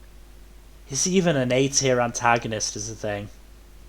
Well, I think his as an antagonist he's B tier, as a character he's S tier, so I think it averages out to A tier. Because let's take three factors into account. We're going to take into account general threat level, competence, and character. And status as a character. To be fair, he's a very entertaining villain. Yes. So, you know what? Yeah, let's take entertainment factor into account. Yeah. So, E level in terms of competence and threat level, but he'd be A tier in terms of entertainment value and character strength. God, would you say he's above or below Agatha? I would say above, if we're taking entertainment into account. I still remember that fucking scene from Avengers where Thor is just like, now listen up, Loki, and listen good. Gets yeeted by Iron Man, and he just goes, I'm listening. Yeah, great scene. Tom Hiddleston, he's just so good. He's just so good. Abomination. I haven't watched that movie, so I don't fucking know. He is very mediocre. Cool. He is one of the many Phase 1 villains who is character with hero's powers but evil. I'd say probably D or F tier. There is a possibility of him being redeemed as a character by future appearances because he's apparently set to reappear in She-Hulk. Right. So for now, let's give him the benefit of the doubt and put him at the bottom of D tier. Yeah. That's the Iron Man 3 villain, right? Yeah, that's Aldrich Killian. Aldrich Killian, that's right. I'd say he's a pretty... I think he's C tier. Yeah, he's not brilliant, honestly. None of the Iron Man villains have really been that good. No. I will say this in his favor, though. He does have a pretty solid motivation of being fucked over by Iron Man. Yeah. And he's the first... No, he's not the first villain. Every single Iron Man villain was fucked over by Iron Man at some point. Yeah. Somehow, some way. Mm-hmm. Iron Man creates his own villains. He has a really bad habit of that, yeah. So I forget his fucking name. Zola. That's it, Zola. So in terms of entertainment, he's pretty high, but in terms of threat level and competence, here's the thing: he did kind of keep Hydra going for 60, 70 years. Yeah, that's pretty competent. Yeah, no, it's just. By the time we meet him, he's uploaded himself into a computer. There's not much he can do. I'd say B tier seems reasonable. Yeah, I would say low B tier. He lacks a lot of the charisma and presence of the A and S tier villains. Yeah, definitely. Speaking of charisma, Zemo. So here's the thing. He's very competent. He's surprisingly threatening, and he's very entertaining. If that doesn't say S tier, I don't know what does. I think he's S tier too. But I put him above or below Vulture is the question. I think so. Yeah, I like Vulture, I but think, come on, Zemo. I think Zemo benefits a lot from having multiple appearances under his belt, whereas Vulture has only been in Homecoming. I think even if he'd only been in Civil War, I think he would probably be an A, because he didn't get that much chance to really show off his entertaining side. Yeah, because the whole point was he was basically a manipulator. But being able to actually get some screen time in Falcon and Winter Soldier, he just fucking styles over everybody in that series. Yeah. He gets exactly what he wanted by the end of the series, and he gets everything he wants. He just absolutely wins the series. I wonder if he's going to show up in Black Panther 2. He might. My money is him showing up either there or in a Thunderbolts movie or series. Because he was taken by the Dora Milaje, wasn't he? I think he got taken to the raft, actually. Oh, did he get taken to the raft? Okay. Yes. I can't remember what happened with Zemo. It's been too long since I watched Falcon and Winter Soldier's ending. No, I'm pretty sure he's going to show up again in a Thunderbolt series, which is, think Suicide Squad, but Marvel. Kind of. Ish. So, Killer Cross. What's his actual name? Crossbones. Crossbones. Fuck. I think it's Brock or something? No, not Brock. No. I think it is Brock. No, I'm thinking Eddie Brock, Venom. This is a different guy. Brock Rumstrom, something like that? Look it up. Yeah, let me look it up. He was in Winter Soldier as well. Yeah.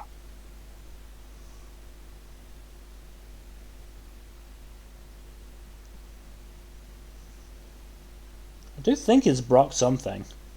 Brock Rumlow, that's what it was. Rumlow, that's it. I knew it was Rum something, but I thought it was Rumstrom for some reason. I don't fucking know. It's Brock Rumlow, I believe. Yeah. So he's obviously made 2 appearances. One very brief appearance in Ultron. Civil War. No, Civil War, sorry. Civil War. That's right, it was Civil War. No, he also pops up in Endgame, which was a fun cameo. That scene was fucking great. That fucking scene in the elevator. Yeah, he did pop up in fucking Endgame.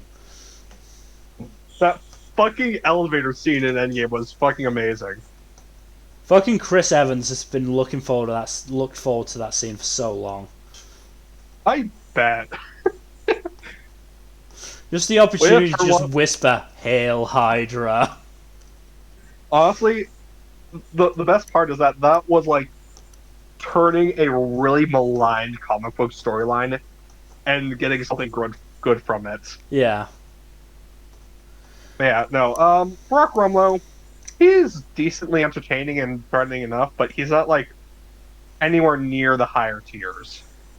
So I mean, here's the thing: he's in Winter Soldier. He's only really threatening to Sam. Yeah, and then Sam just outruns him. Well, outflies him. Cap just straight up curb stomps him. Yeah, and then his only real sort of contribution to Civil War is to just blow himself up. Yeah. I'd honestly say C tier. Yeah, C tier seems about right. Above or below Killian? Killian was at least goddamn threatening. He was threatening, but he wasn't that entertaining. I do think Rumlow was quite entertaining. Red Skull. Red Skull, again, entertaining villain. Competency isn't great, but Yeah, the competency is going to bump him down a bit. to be fair, he was working with Nazi resources in the late part of the war. And Nazi resources weren't doing well at that point. Mm-hmm. What do you think? Like, high B, low A? I think he should definitely go above Zola. I think he's definitely better than Zola. Oh, yeah. No, definitely. I'd say top of B for now. Yeah, I think B. Again, I do just love Hugo Weaving. He is great. The Winter Soldier. So the Winter Soldier, I think, is the first villain here that is like straight up a tragic villain. Yeah. Like he's the first one on here who isn't willfully doing dickish things. So I mean, if we go on our three levels, he was always very competent. Mm-hmm. I mean, fact is, he fucking shot Fury based on Cap's eye line. Oh yeah, no. He managed to put both Fury and Black Widow. Yeah. Threat level, he's pretty fucking high, to be fair. Mm-hmm. And I mean, enjoyment is where he's let down because obviously he's you know, in that movie he is basically an emotionless automaton. Mm-hmm. And by the time he gets more complex, he's not a villain anymore. I mean, yeah, the only movie he's a villain is Winter Soldier. Exactly. By the time he comes back in Civil War, he's you know, he's Bucky Barnes again. Mm-hmm. So I want to say like a B tier, probably. I think low A. Low A? Because I mean, obviously against you know, the superpowered guys, he wouldn't stand much of a chance. But against the people he was up against, who were mostly either superpowered or regular humans, he was very threatening. We're going to have threat level be relative to like the setting. Yeah. Because relative to the story they're in, rather than like the setting as a whole. Because Yeah. otherwise, like we'd have Dormammu and Ego and such like top tier automatically without even like. God damn it. Corvus Glaive, I think, is this guy. Yes, yes, Corvus Glaive. Again, he didn't do much. Yeah, he barely does more than Cull Obsidian, but I think he's the same tier. I don't think he even manages to last as long as the Snap. I think in the big battle at the end of Endgame, he just gets stomped at one point. Oh yeah, no, he got stomped by a Koye. Yeah. And he just like badass that she is, she's still a badass normal. Yeah, she only has advanced technology and that's it. She doesn't have like an armor suit or anything. He just straight up got outskilled. Yeah. So yeah, honestly, he's not even as threatening as Cull Obsidian. He does have more dialogue, but that's about it. I mean, the thing with Cull Obsidian is he had a pretty cool weapon, to be fair, that grappling hook thing. Yeah. Yellow Jacket. Are we gonna? Is this our first F tier?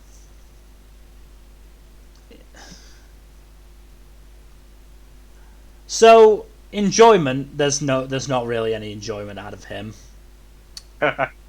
Competency, again, I wouldn't really say so. He took a while to make that fucking suit. Threat level, I think there is an element of threat there, but it never feels too much danger, to be fair. So yeah, I think we can probably go for F tier. Mm-hmm. Dormammu. I've come to bargain. So, threat level Right. fucking through the roof. The only one we've covered so far that's equally or more threatening than him is Thanos. Yeah. Competency. He wasn't really the one doing much. He was the one supposed to come through. Is it a down mark in his favor? That he fell into Strange's trap. I mean, that's more point in favor of Strange at weaponizing Dormammu's blind spots. As a dock against Dormammu, I think. So let's say decently competent, but entertaining? Not really. So, what are you thinking? Like B tier-ish? I would say B tier, yeah. I will say he should probably go above Red Skull just because of the intimidation factor. Just because of the threat level, yeah. And he does kill Strange several times. Yeah. Caecilius. Yeah, he is a lot lower than Dormammu. Very little enjoyment, which is frustrating considering it's Mads Mikkelsen. It is a waste of a perfectly good Mads Mikkelsen. It is. Competency, not really. He gets bodied by Strange before Strange even meets Dormammu. Yeah. And threat level, he wasn't really the threat, is the thing. Yeah, no, like. So I'm gonna say D or F, honestly. I'd say low D. Still above Abomination because Abomination is kind of just crap. Yeah. Is that an Eternals villain? Yes. He is the primary acting villain of Eternals. I will not say more. Well, it's up to you. I'd say B tier. Very threatening, very competent, but I don't know. Where are we going in B tier? I'd say below Zola. He's not as entertaining as any of the other villains in B tier. Ebony Maw. So, out of all of Thanos' goons, this one is probably going to be the highest ranked. Yeah. I mean, fact is, he managed to successfully kidnap Strange. Also, he's very much the most entertaining of the lot. He is.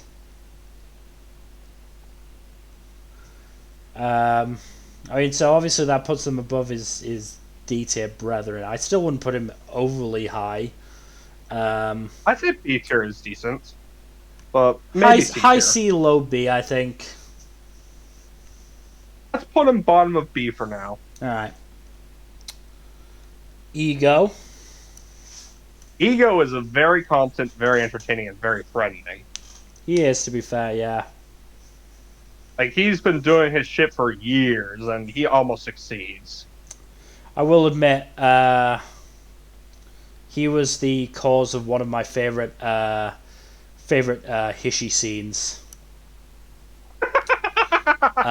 Which is where he's in the villain bar after he's won. He's like explaining how he won. It's like, yeah, you guys might want to go. And then Thanos just comes out and goes, I have a problem with this, and then just gets overrun. Oh god, I always laugh at that, and I've made a GIF out of it now as well, just because it does work in some situations. Right. What I will also say, I'm fairly sure this was my introduction to Hishy as well. I remember absolutely crying laughing at the Dark Knight Rises Hishy. Yes. Yes. Two of them in particular. First was the Jim Gordon one in the hospital bed trying to send every cop in the city into the sewers. Yes. And he was like, oh god, you're right. These drugs have me talking crazy. Good job, rookie. Here, have some money. Hands him a box of tissues.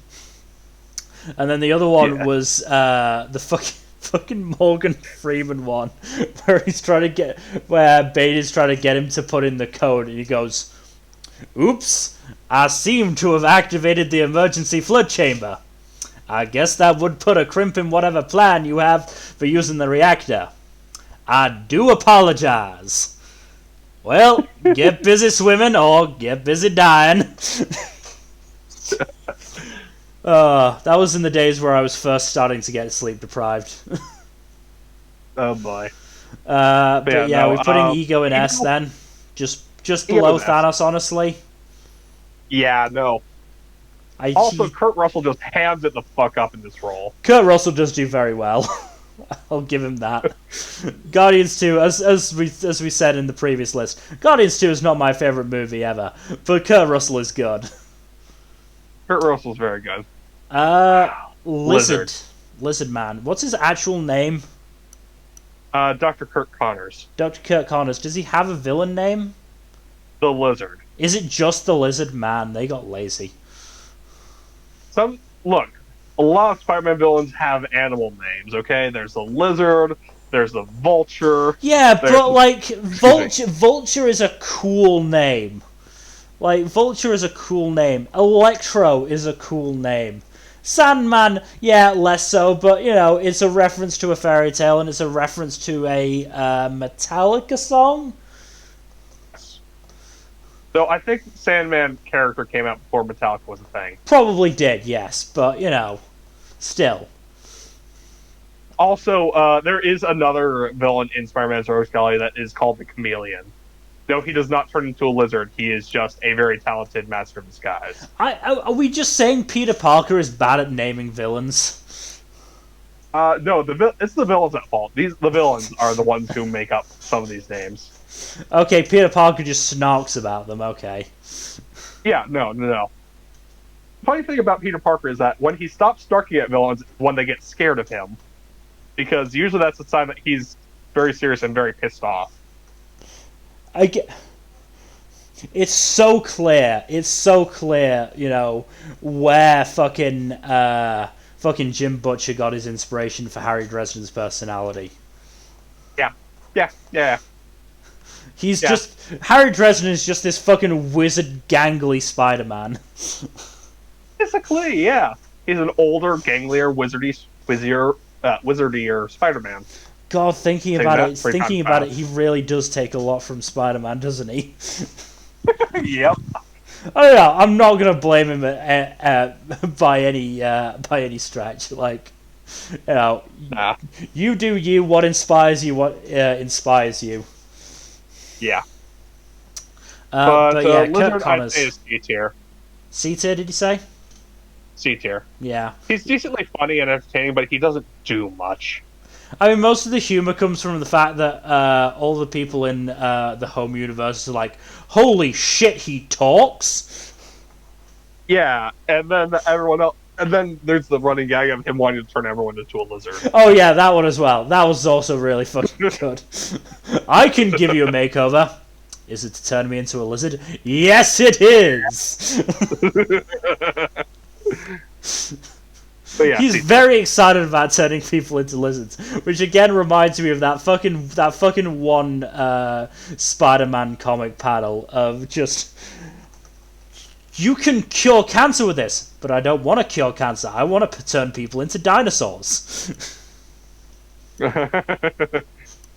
Yes. So where are we saying in C tier then? I think he's above Killian. Yeah. I think he might be above Rumlow as well, to be honest. Yeah. He is more threatening than Rumlow at the very least. Because he does beat the shit out of Peter at one point. Or at least I'm fairly sure he helps out with Green Goblin. Doesn't he? Mm-hmm. Yeah. Yeah, I think. I'm fairly sure he does. I'm fairly sure he shows up at some point. He doesn't stick around, obviously, but he does show up at one point. So, the Mandarin, a.k.a. what was his... Trevor something? Trevor Slattery. Trevor Slattery. So, entertaining factor is obviously through the roof. The issue comes in competence and competency and threat level is quite low, yeah. I mean, when he's in his Mandarin personality, he is pretty threatening. he's intimidating, but he's not actually threatening. I mean, yeah. I think his entertaining capabilities saves him from, at the very least, F tier, if not D tier. Though he is low C tier. Yeah, we'll put him at the bottom of C tier for now. Yeah. Because he is just so entertaining. Jude Serafinovich. Yonrog, I think, is the character. Yonrog, yeah. So he's not that entertaining. No. He's not that competent. Nope. He is decently threatening up until Carol starts going Super Saiyan. Yeah, that's the thing. It's very hard for him to be threatening when he's faced with probably the strongest character in the MCU. I wouldn't say she's the strongest, but she's up there. She's like 2 full tiers of power above him easily. Here's the thing. She was gonna fucking murk Thanos. Yeah, no, like, Thanos with stones could beat her. Thanos without stones would have very little chance. Yeah. So it's kind of hard. It's kind of hard for Yonrog to compete in terms of that. Yeah. So what do you say, C or D tier? I'm leaning towards D tier. I do think he has a leg up on the Thanos minions. I would say top. I would say top of D tier. Yeah, he does have a personality. It's just not much of one. Yeah. I mean, he's still Jude Law at the end of the day, and that's still pretty good. Yeah, Jude Law is still great. Yeah. I just wish they gave him more to do. So I don't recognize this person. This is Batroc, the Oh, Leaper. is it Batroc? Okay, yeah. Okay, so Batroc is kind of entertaining. He is entertaining. The issue is aside from his martial arts stuff, he's not very competent. I would say he's competent, he's just not very threatening. Because at the end of the day, he's a normal dude against superhumans. Yes. He does put up a decent fight against Captain America, to be fair. He does put up a decent fight against Cap. I do think his competency is fairly high. It's not like super high, but it is pretty high. Again, it's just and he's relatively entertaining. It is just that threat level. He just doesn't stand a chance. Is the issue. Yeah. So I'm gonna say probably C tier. C tier, yeah. I'd put him above Rumlow. Yeah, above Rumlow. Because he's definitely better than Rumlow. We are shitting on Rumlow so hard. I'm sorry. Like, he's not even got the flashiness of Batroc's martial arts, is the thing. You're not wrong. You're not wrong. At the end of the day, he doesn't really do much. Yeah. Is this the Moon Knight villain? No. No? I think the latest villains that they have on here are the ones from Spider-Man No Way Home. Right. So who's this person? No, this is Ghost from Ant-Man 2. Oh, is that Ghost? Oh, okay. I honestly didn't remember her suit. Yeah. She's a good villain, I think. She's a lot more tragic than most of the villains. Yeah, I don't think there's much in terms of entertaining there. No. I think she's has competent. A lot of character depth. Yeah, though. I do think there is. I do think there is competency and threat there, though. Yeah. I do think she is definitely threatening to Ant-Man. I think that's enough to elevate her to a low B tier. Yeah. I would put it below Ebony Maw. Yeah, she doesn't have quite the relative threat level of Maw. Yeah. She does have a unique superpower, though, which is nice. Which, may have killed her already. Yeah, I kind of hope she got snapped, because that would have actually saved her life. Yeah. In retrospect. Flag Smasher. Flag Smasher girl. I can't remember her actual name. I think it's a K. Carly, I think? Carly, that's it. I think it's Carly. Yes.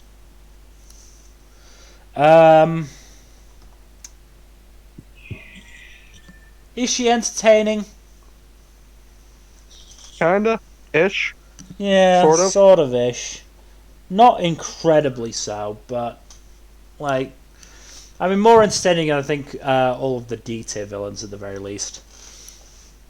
Yeah, I think that's put her at least C tier. Threat level, I think she is vaguely threatening to Sam and Bucky. Yeah. And competency is possibly the thing. Didn't end up doing much, did she? No.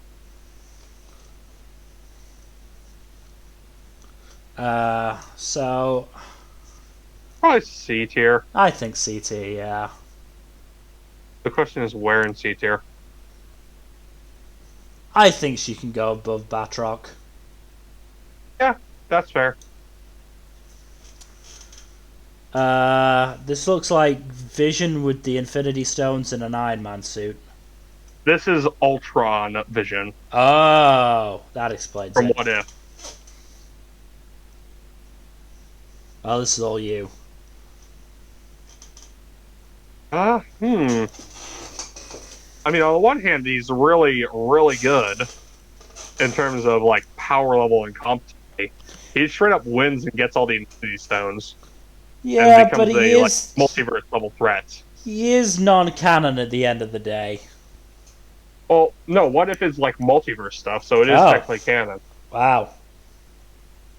Sucks to be that universe. Yeah, no, he just straight up eats the universe out, or at least eats a galaxy. Yeah. I don't remember who voices him because I know the voice actor has a really fun time with. Did they not get James Spader back? I think it was James Spader. Let me double check. Yeah, I would have a look. It's episode 8. What if Ultron won? Yeah, because I mean, James Spader was really fucking good as Ultron. See who the. Oh no, they didn't get him back for Ultron. They got Ross Marquand. Ross Marquand! I do like him. He's in Walking Dead. Yeah. No, one of the few good characters left. Yeah, I've also been getting vaguely back into Walking Dead. Weird. So very weird. No, it's not good. It's not a good show. Let's be real. Though to be fair, like after those really down seasons under I think Scott Gimple, once Angela Kang took over, it is apparently did get good again. Like not incredible good, but pretty good. Look, I'm not willing to sit through several seasons worth of slog to get to good stuff. Oh, I mean, I'm not actually, I'm not watching the bad stuff, honestly. I'm starting at the Kang stuff, because I know what happens. Also, Jeffrey Dean Morgan just fucking loves hamming it up. Jeffrey Dean Morgan is great. But anyway, but yeah, Ross Marquand, I do like him, so I'm glad he got a role here. Yeah, he actually plays Red Skull in Infinity War and Endgame. Oh, cool. Because his Hugo Weaving thing was either unable to return or Marvel didn't contact him, probably because he was too expensive. I think it's more that he just didn't want to do the role again. Yeah. I think he didn't want to do the role for a while, and then by the time he expressed interest, they'd already recast the character. Possibly. I feel like I remember reading something like he didn't want to do the makeup for such a small role. Yeah, no, that's understandable. Because it would have been quite a big thing to do. Yeah. What is basically 2 scenes over 2 movies. But for the Vision of Ultron, I'd honestly say low A tier. He's extremely threatening. Yeah, threat and competency level sounds through the roof. It's just how entertaining was he? He's pretty damn entertaining. The issue is he doesn't have much of a strong effect on the greater universe outside of a couple episodes of What If. Right. So it's the issue of influence. I'd say bottom A tier for now. All right. He's still very good, but yeah. Supreme Intelligence. Supreme Intelligence. Again, competency really isn't not great much to this character. because they let her go. They really should have straight up killed Carol, huh? Yeah. Like Threat they level, tried I using her think. as a tool and it didn't work. Yeah, I think she is vaguely threatening. To be fair, She is threatening, but like, is she entertaining? not really. Didn't think so. I mean, here's the thing. I don't think she's a villain down the line type of thing. Yeah, So for now, low C. low C. Are we going to be cruel and put her below the fake Mandarin? No. We'll put her between the two fake mandarins. Whiplash. Ivan Vanko, I think. I really wish they gave Mickey Rourke more to do. Yeah. Got some funny lines in, to be fair, but otherwise, yeah, he just didn't really do anything. I kind of want to say F. I think he's better than Yellow Jacket, but yeah, F. Hmm. Obadiah Stane. Fairly entertaining, if nothing else, for the hamminess of Tony Stark built this in a cave with a box of scraps. Yes. Competency and threat, not really.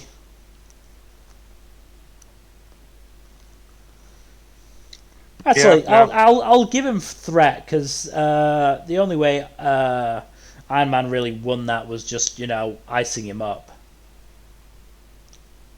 But that does bring competency back down. Mm-hmm. Yeah. So again, I'm gonna say probably C. See. Yeah. Is he better or worse than Killian? Better. He's better than Killian. I think he's better than Rumlow. Yeah. I think Batroc maybe just edges him.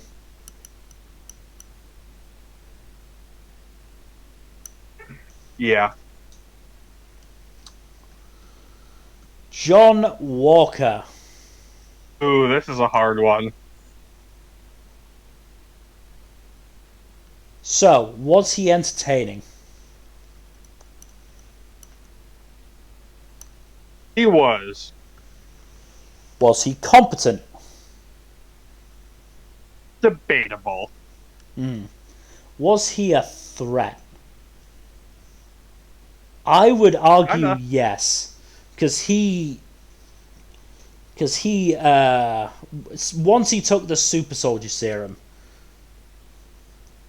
because it took both Sam and Bucky to get the shield off him.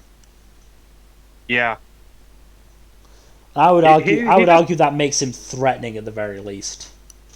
Yes. He just straight up goes full berserker at that point. Yeah. Competency, yeah, I think competency and entertainment, yeah, those aren't like rock bottom, but they're not particularly high either. I mean, he's entertaining when he's being written as a villain. It's when Yeah. he's being written as an anti-hero that it's just like, eh.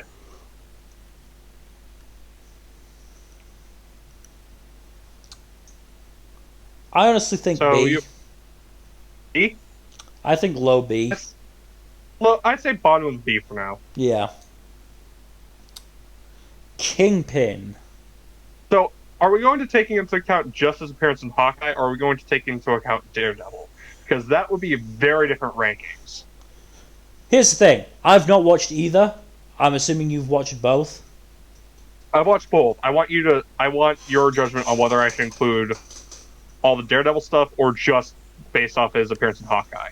So here's the thing. We did not include Kurt Connors' was it Raimi Spider-Man stuff? Oh, he's an amazing Spider-Man. Oh, is he movie. amazing? He's amazing. Okay, yeah, we didn't include the stuff from there, so I would say we don't include the stuff from Daredevil.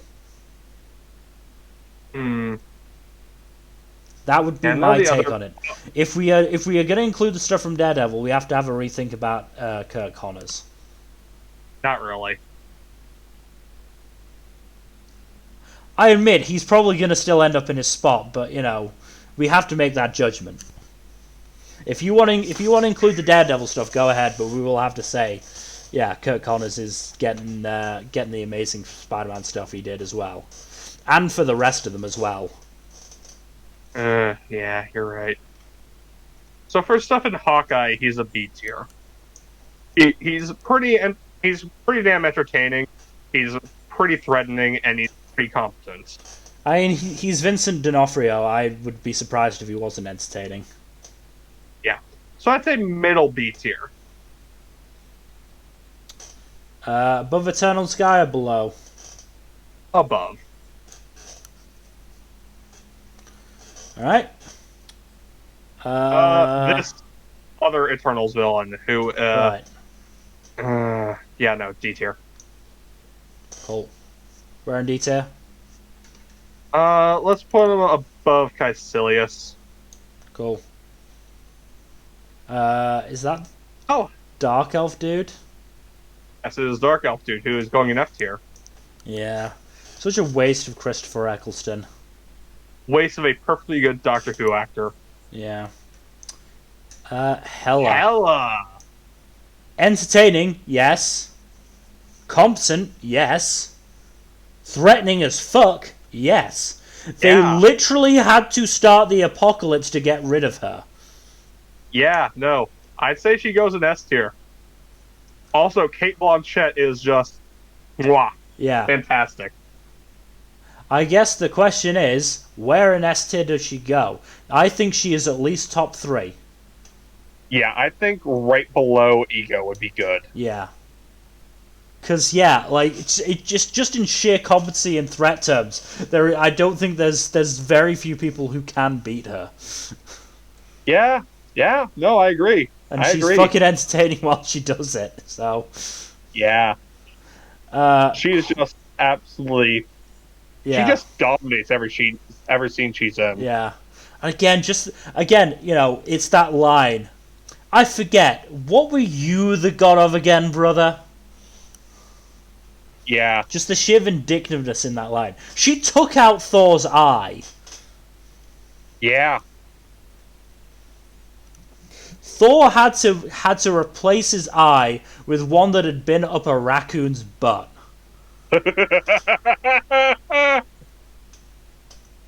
Fucking great. Quinton Beck, Mysterio. So, I feel like he's a very high tier villain, right off the bat.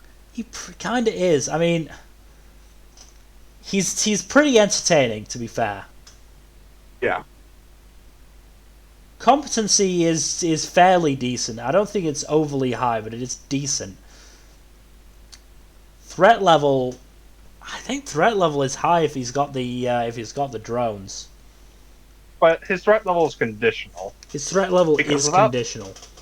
Without the drones, he is literally just a dude in a suit. Yes. With a fishbowl on his head. Like, once he loses the drones, he is just like a normal guy against a person who can throw cars. Yeah.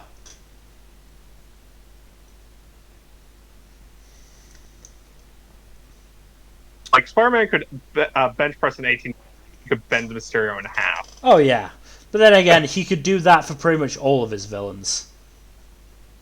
Not the superhuman ones. Mysterio is just a guy with tech. But the tech he does have in possession during the movie is pretty damn effective. I'd say B tier. I was actually going to say low A, but B tier seems about right. I'd say high B. Yeah. I'd say just below Dormammu. Yeah, I think so. I think that's a good place. Because he is surprisingly competent. Yes. Green Goblin.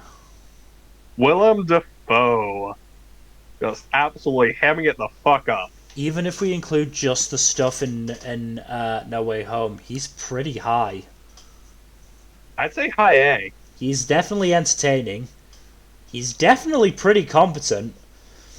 And he's pretty threatening. It took 3 Spider-Men and Doctor Strange to take him out in the end.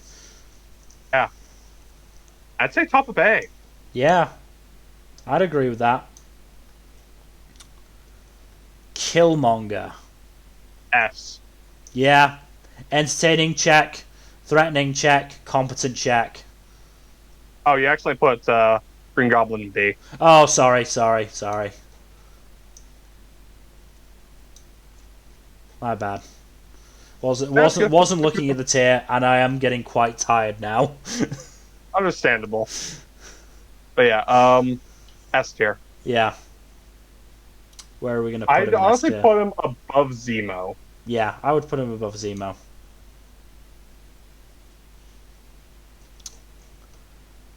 A lot of the villains in Phase 3 are really fucking good. Yeah.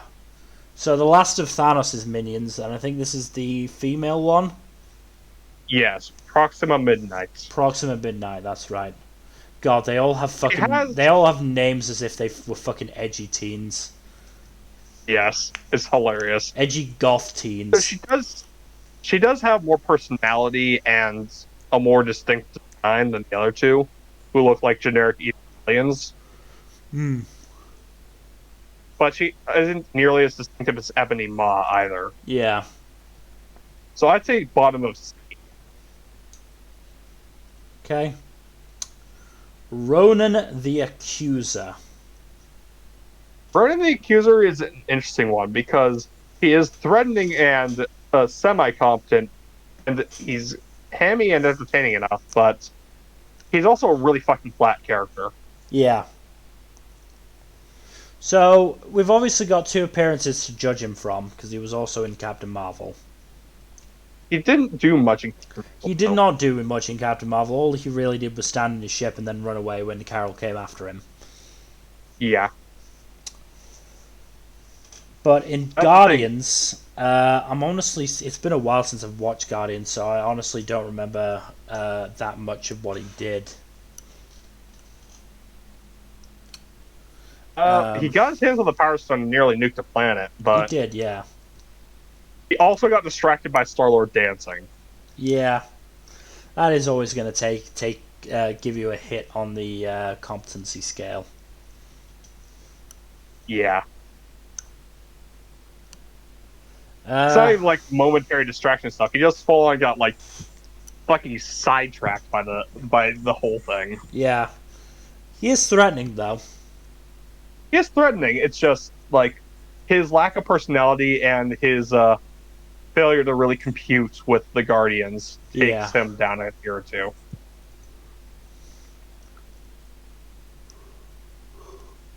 So C? I think C tier seems appropriate, yeah. Where are we going to put him in C? Where do you think?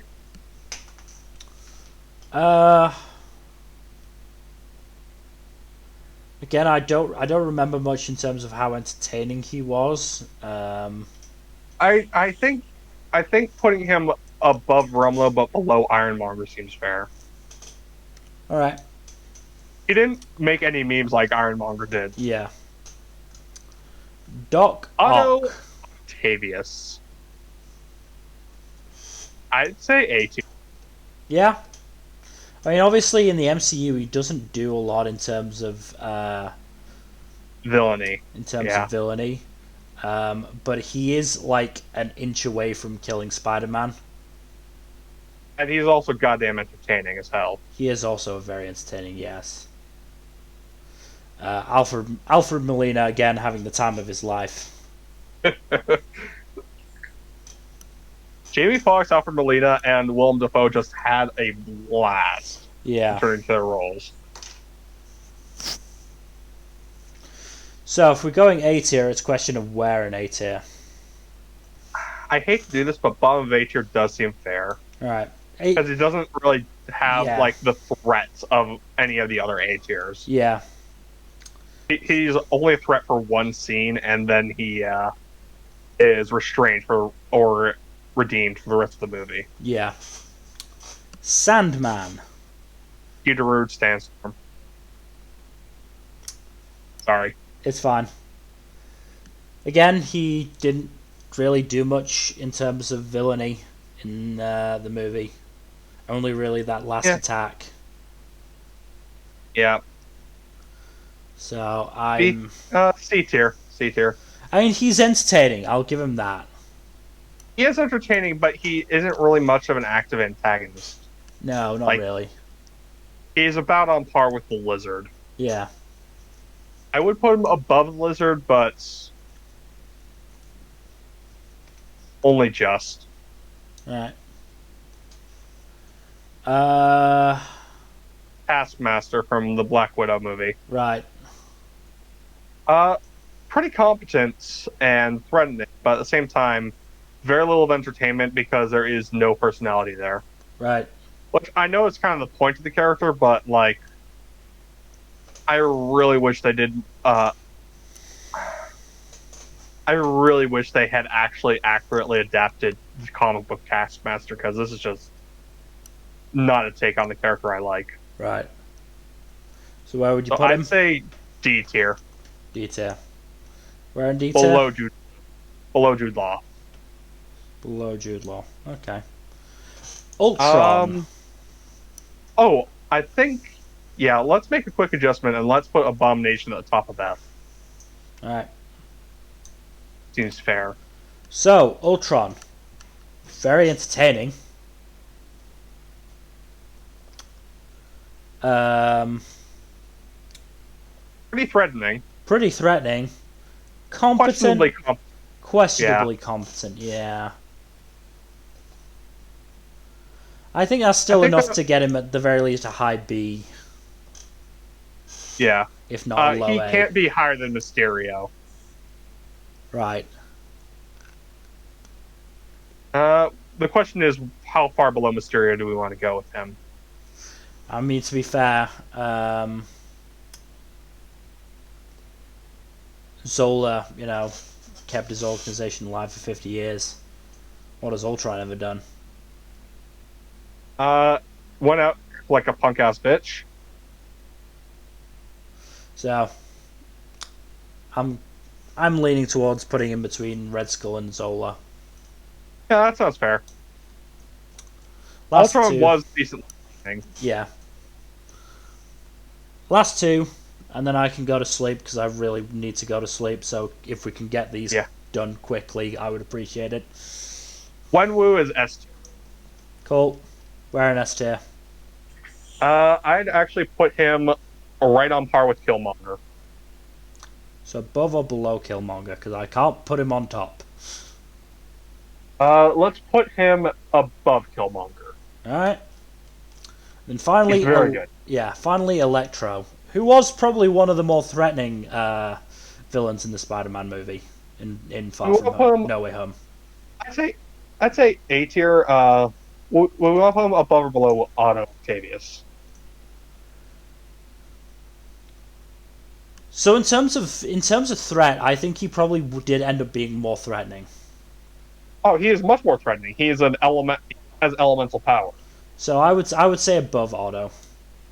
Yeah. And it really helps that Jamie Foxx was so excited about this and was having so much fun with it. Yeah. He had a real blast. Yeah.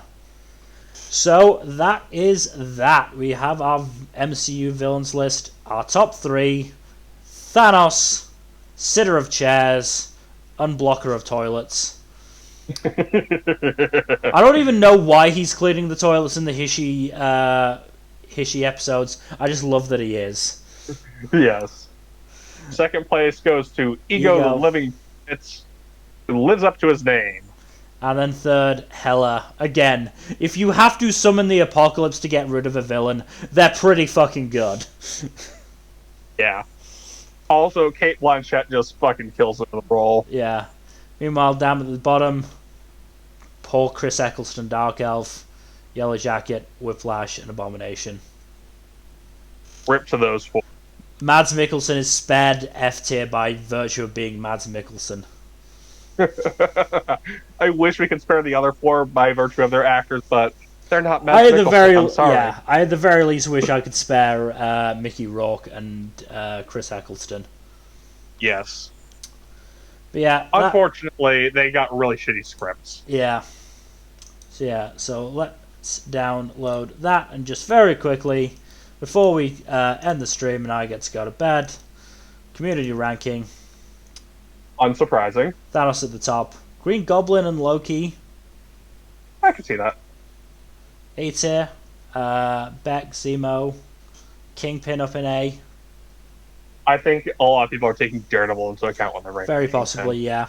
But we have more morals than that.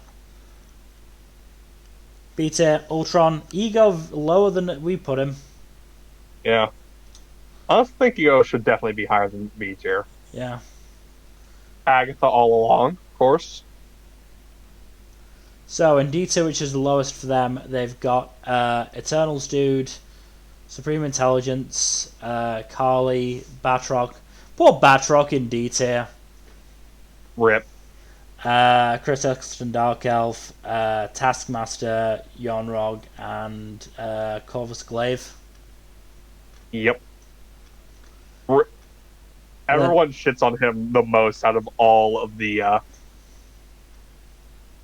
Black Ones. Yeah. Anyway, that is all.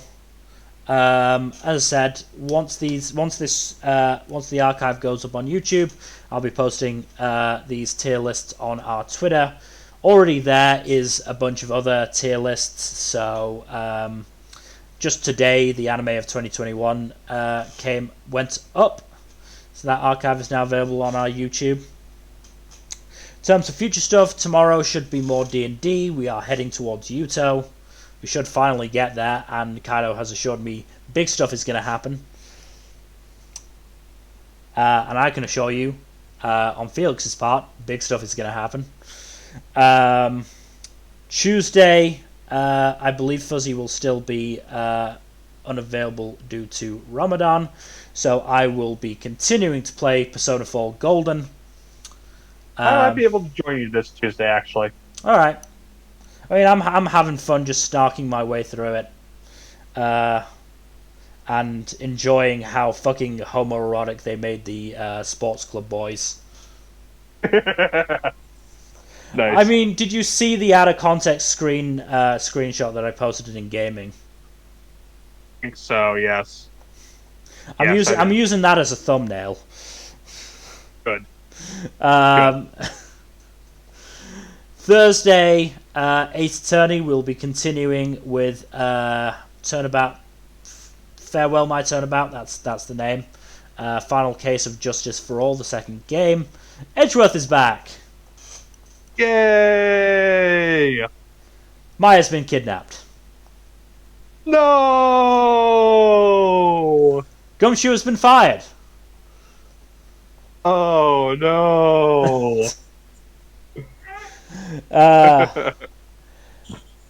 And then next week, I believe, is our Spring 2022 3+ episode check-in. Indeed it is. I'm going to have some catching up to do, but I'm looking forward to it, especially now that I'm also going to be watching the Owl Ashi dub. As I found out Kieran Strange is voicing the protagonist. Ooh. So I'm very much looking forward to that.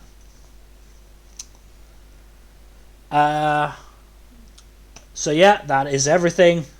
Thank you everybody who has watched. Hopefully you've enjoyed us going through this. Obviously, yeah, we didn't have time to go into the best anime fights, but if we have need of a tier maker, that will be first on our list, because yeah, we are really looking forward to it. You know what? I'll give you a glimpse of it now, just to have a look at what's on it. It's relatively in order, which we are very glad about. And it also is fairly balanced. And yes, it is fairly balanced. No one series really takes over, which is good. There are some series that we wish had some different options. Had a couple more fights here and there, Yeah, but other than that, you know, I think this is a surprisingly good list. I think. yeah. The only one I am disappointed with is Mob, but you know, fair is fair. Yeah. So yeah, as I said, that'll happen sometime if we you know, need to do another Tiermaker. That will probably take us all stream on its own. Yeah. It's a long list. Yeah. So again, otherwise, thanks for watching, and we hope to see you tomorrow, starting at, let me see, 6 p.m. GMT, 1 p.m. Eastern, 12 o'clock Central, and 10 a.m. Pacific for more D&D. I am Mill, the wanting to go to sleep Brit. And I'm Jack, the very not yet sleepy American. And we will bid you good night. Later.